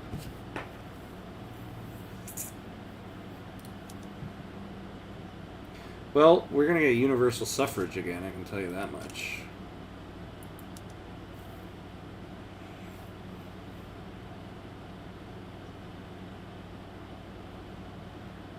Yeah. As Southeast Asian people, the concept of prom is just weird. Yeah, I know. I wonder, I mean, does that happen anywhere else in the world too, or is that a particularly American thing? I wonder. Yeah, I switched the petit bourgeoisie out of the government. I thought of that at the last minute, and then the thing popped off. I think we got too greedy with giving power to the intelligentsia in that event. Yep, that was the event right there. I really wanted to give them some political strength, but that was the moment to back the coup off a little bit. Damn. Now multiculturalism is going to be a little tough. Damn, an oligarchy presidential republic. Surely not something from 1939, right? Right? Enlightened royalists, I think we should accept everybody. Petite bourgeoisie, not on my watch. What's up with your budget? Yeah, the budget just took a big hit, too. I mean, we're already in the red, but...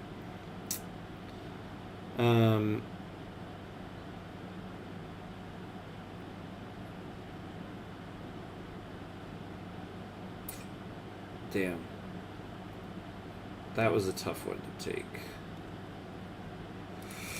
Well, alright, let's check a couple things. We're reaching the end here, but let's check a couple things.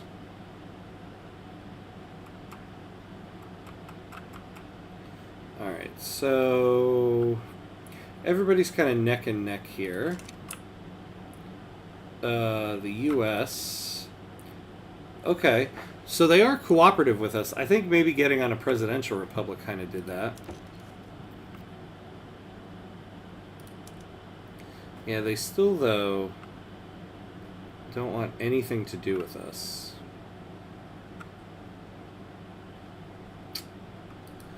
Actually, who are their rivals?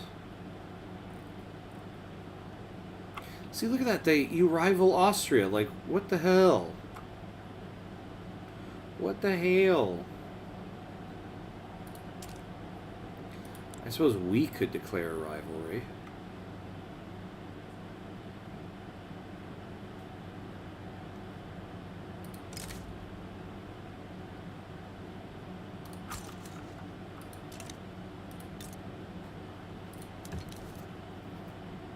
It actually did low. It did lower it a little bit.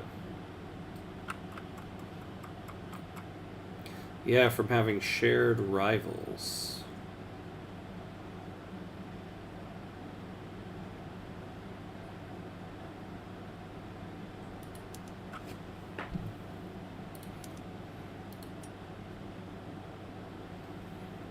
I don't want to give them investment rights, though. But I would have to. Alright. Well... yeah, they're rivals with France. I would really need to start distancing myself from France.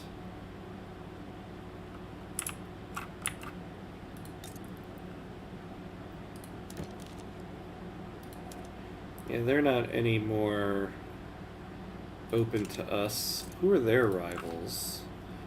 And we can assume France. Yeah, I think we do have to start distancing ourselves from France here. If we could get on the good side of the United States and Great Britain...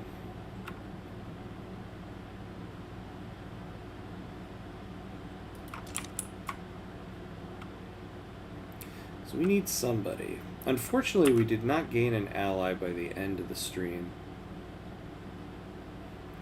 I mean, we've still got time, though.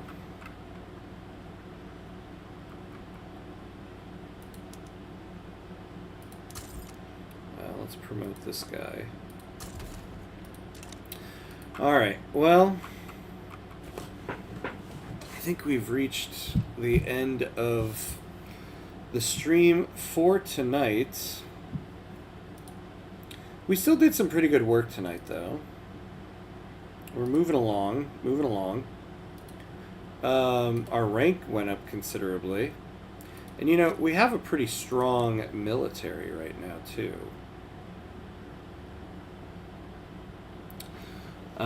So, yeah, that'll be it for tonight.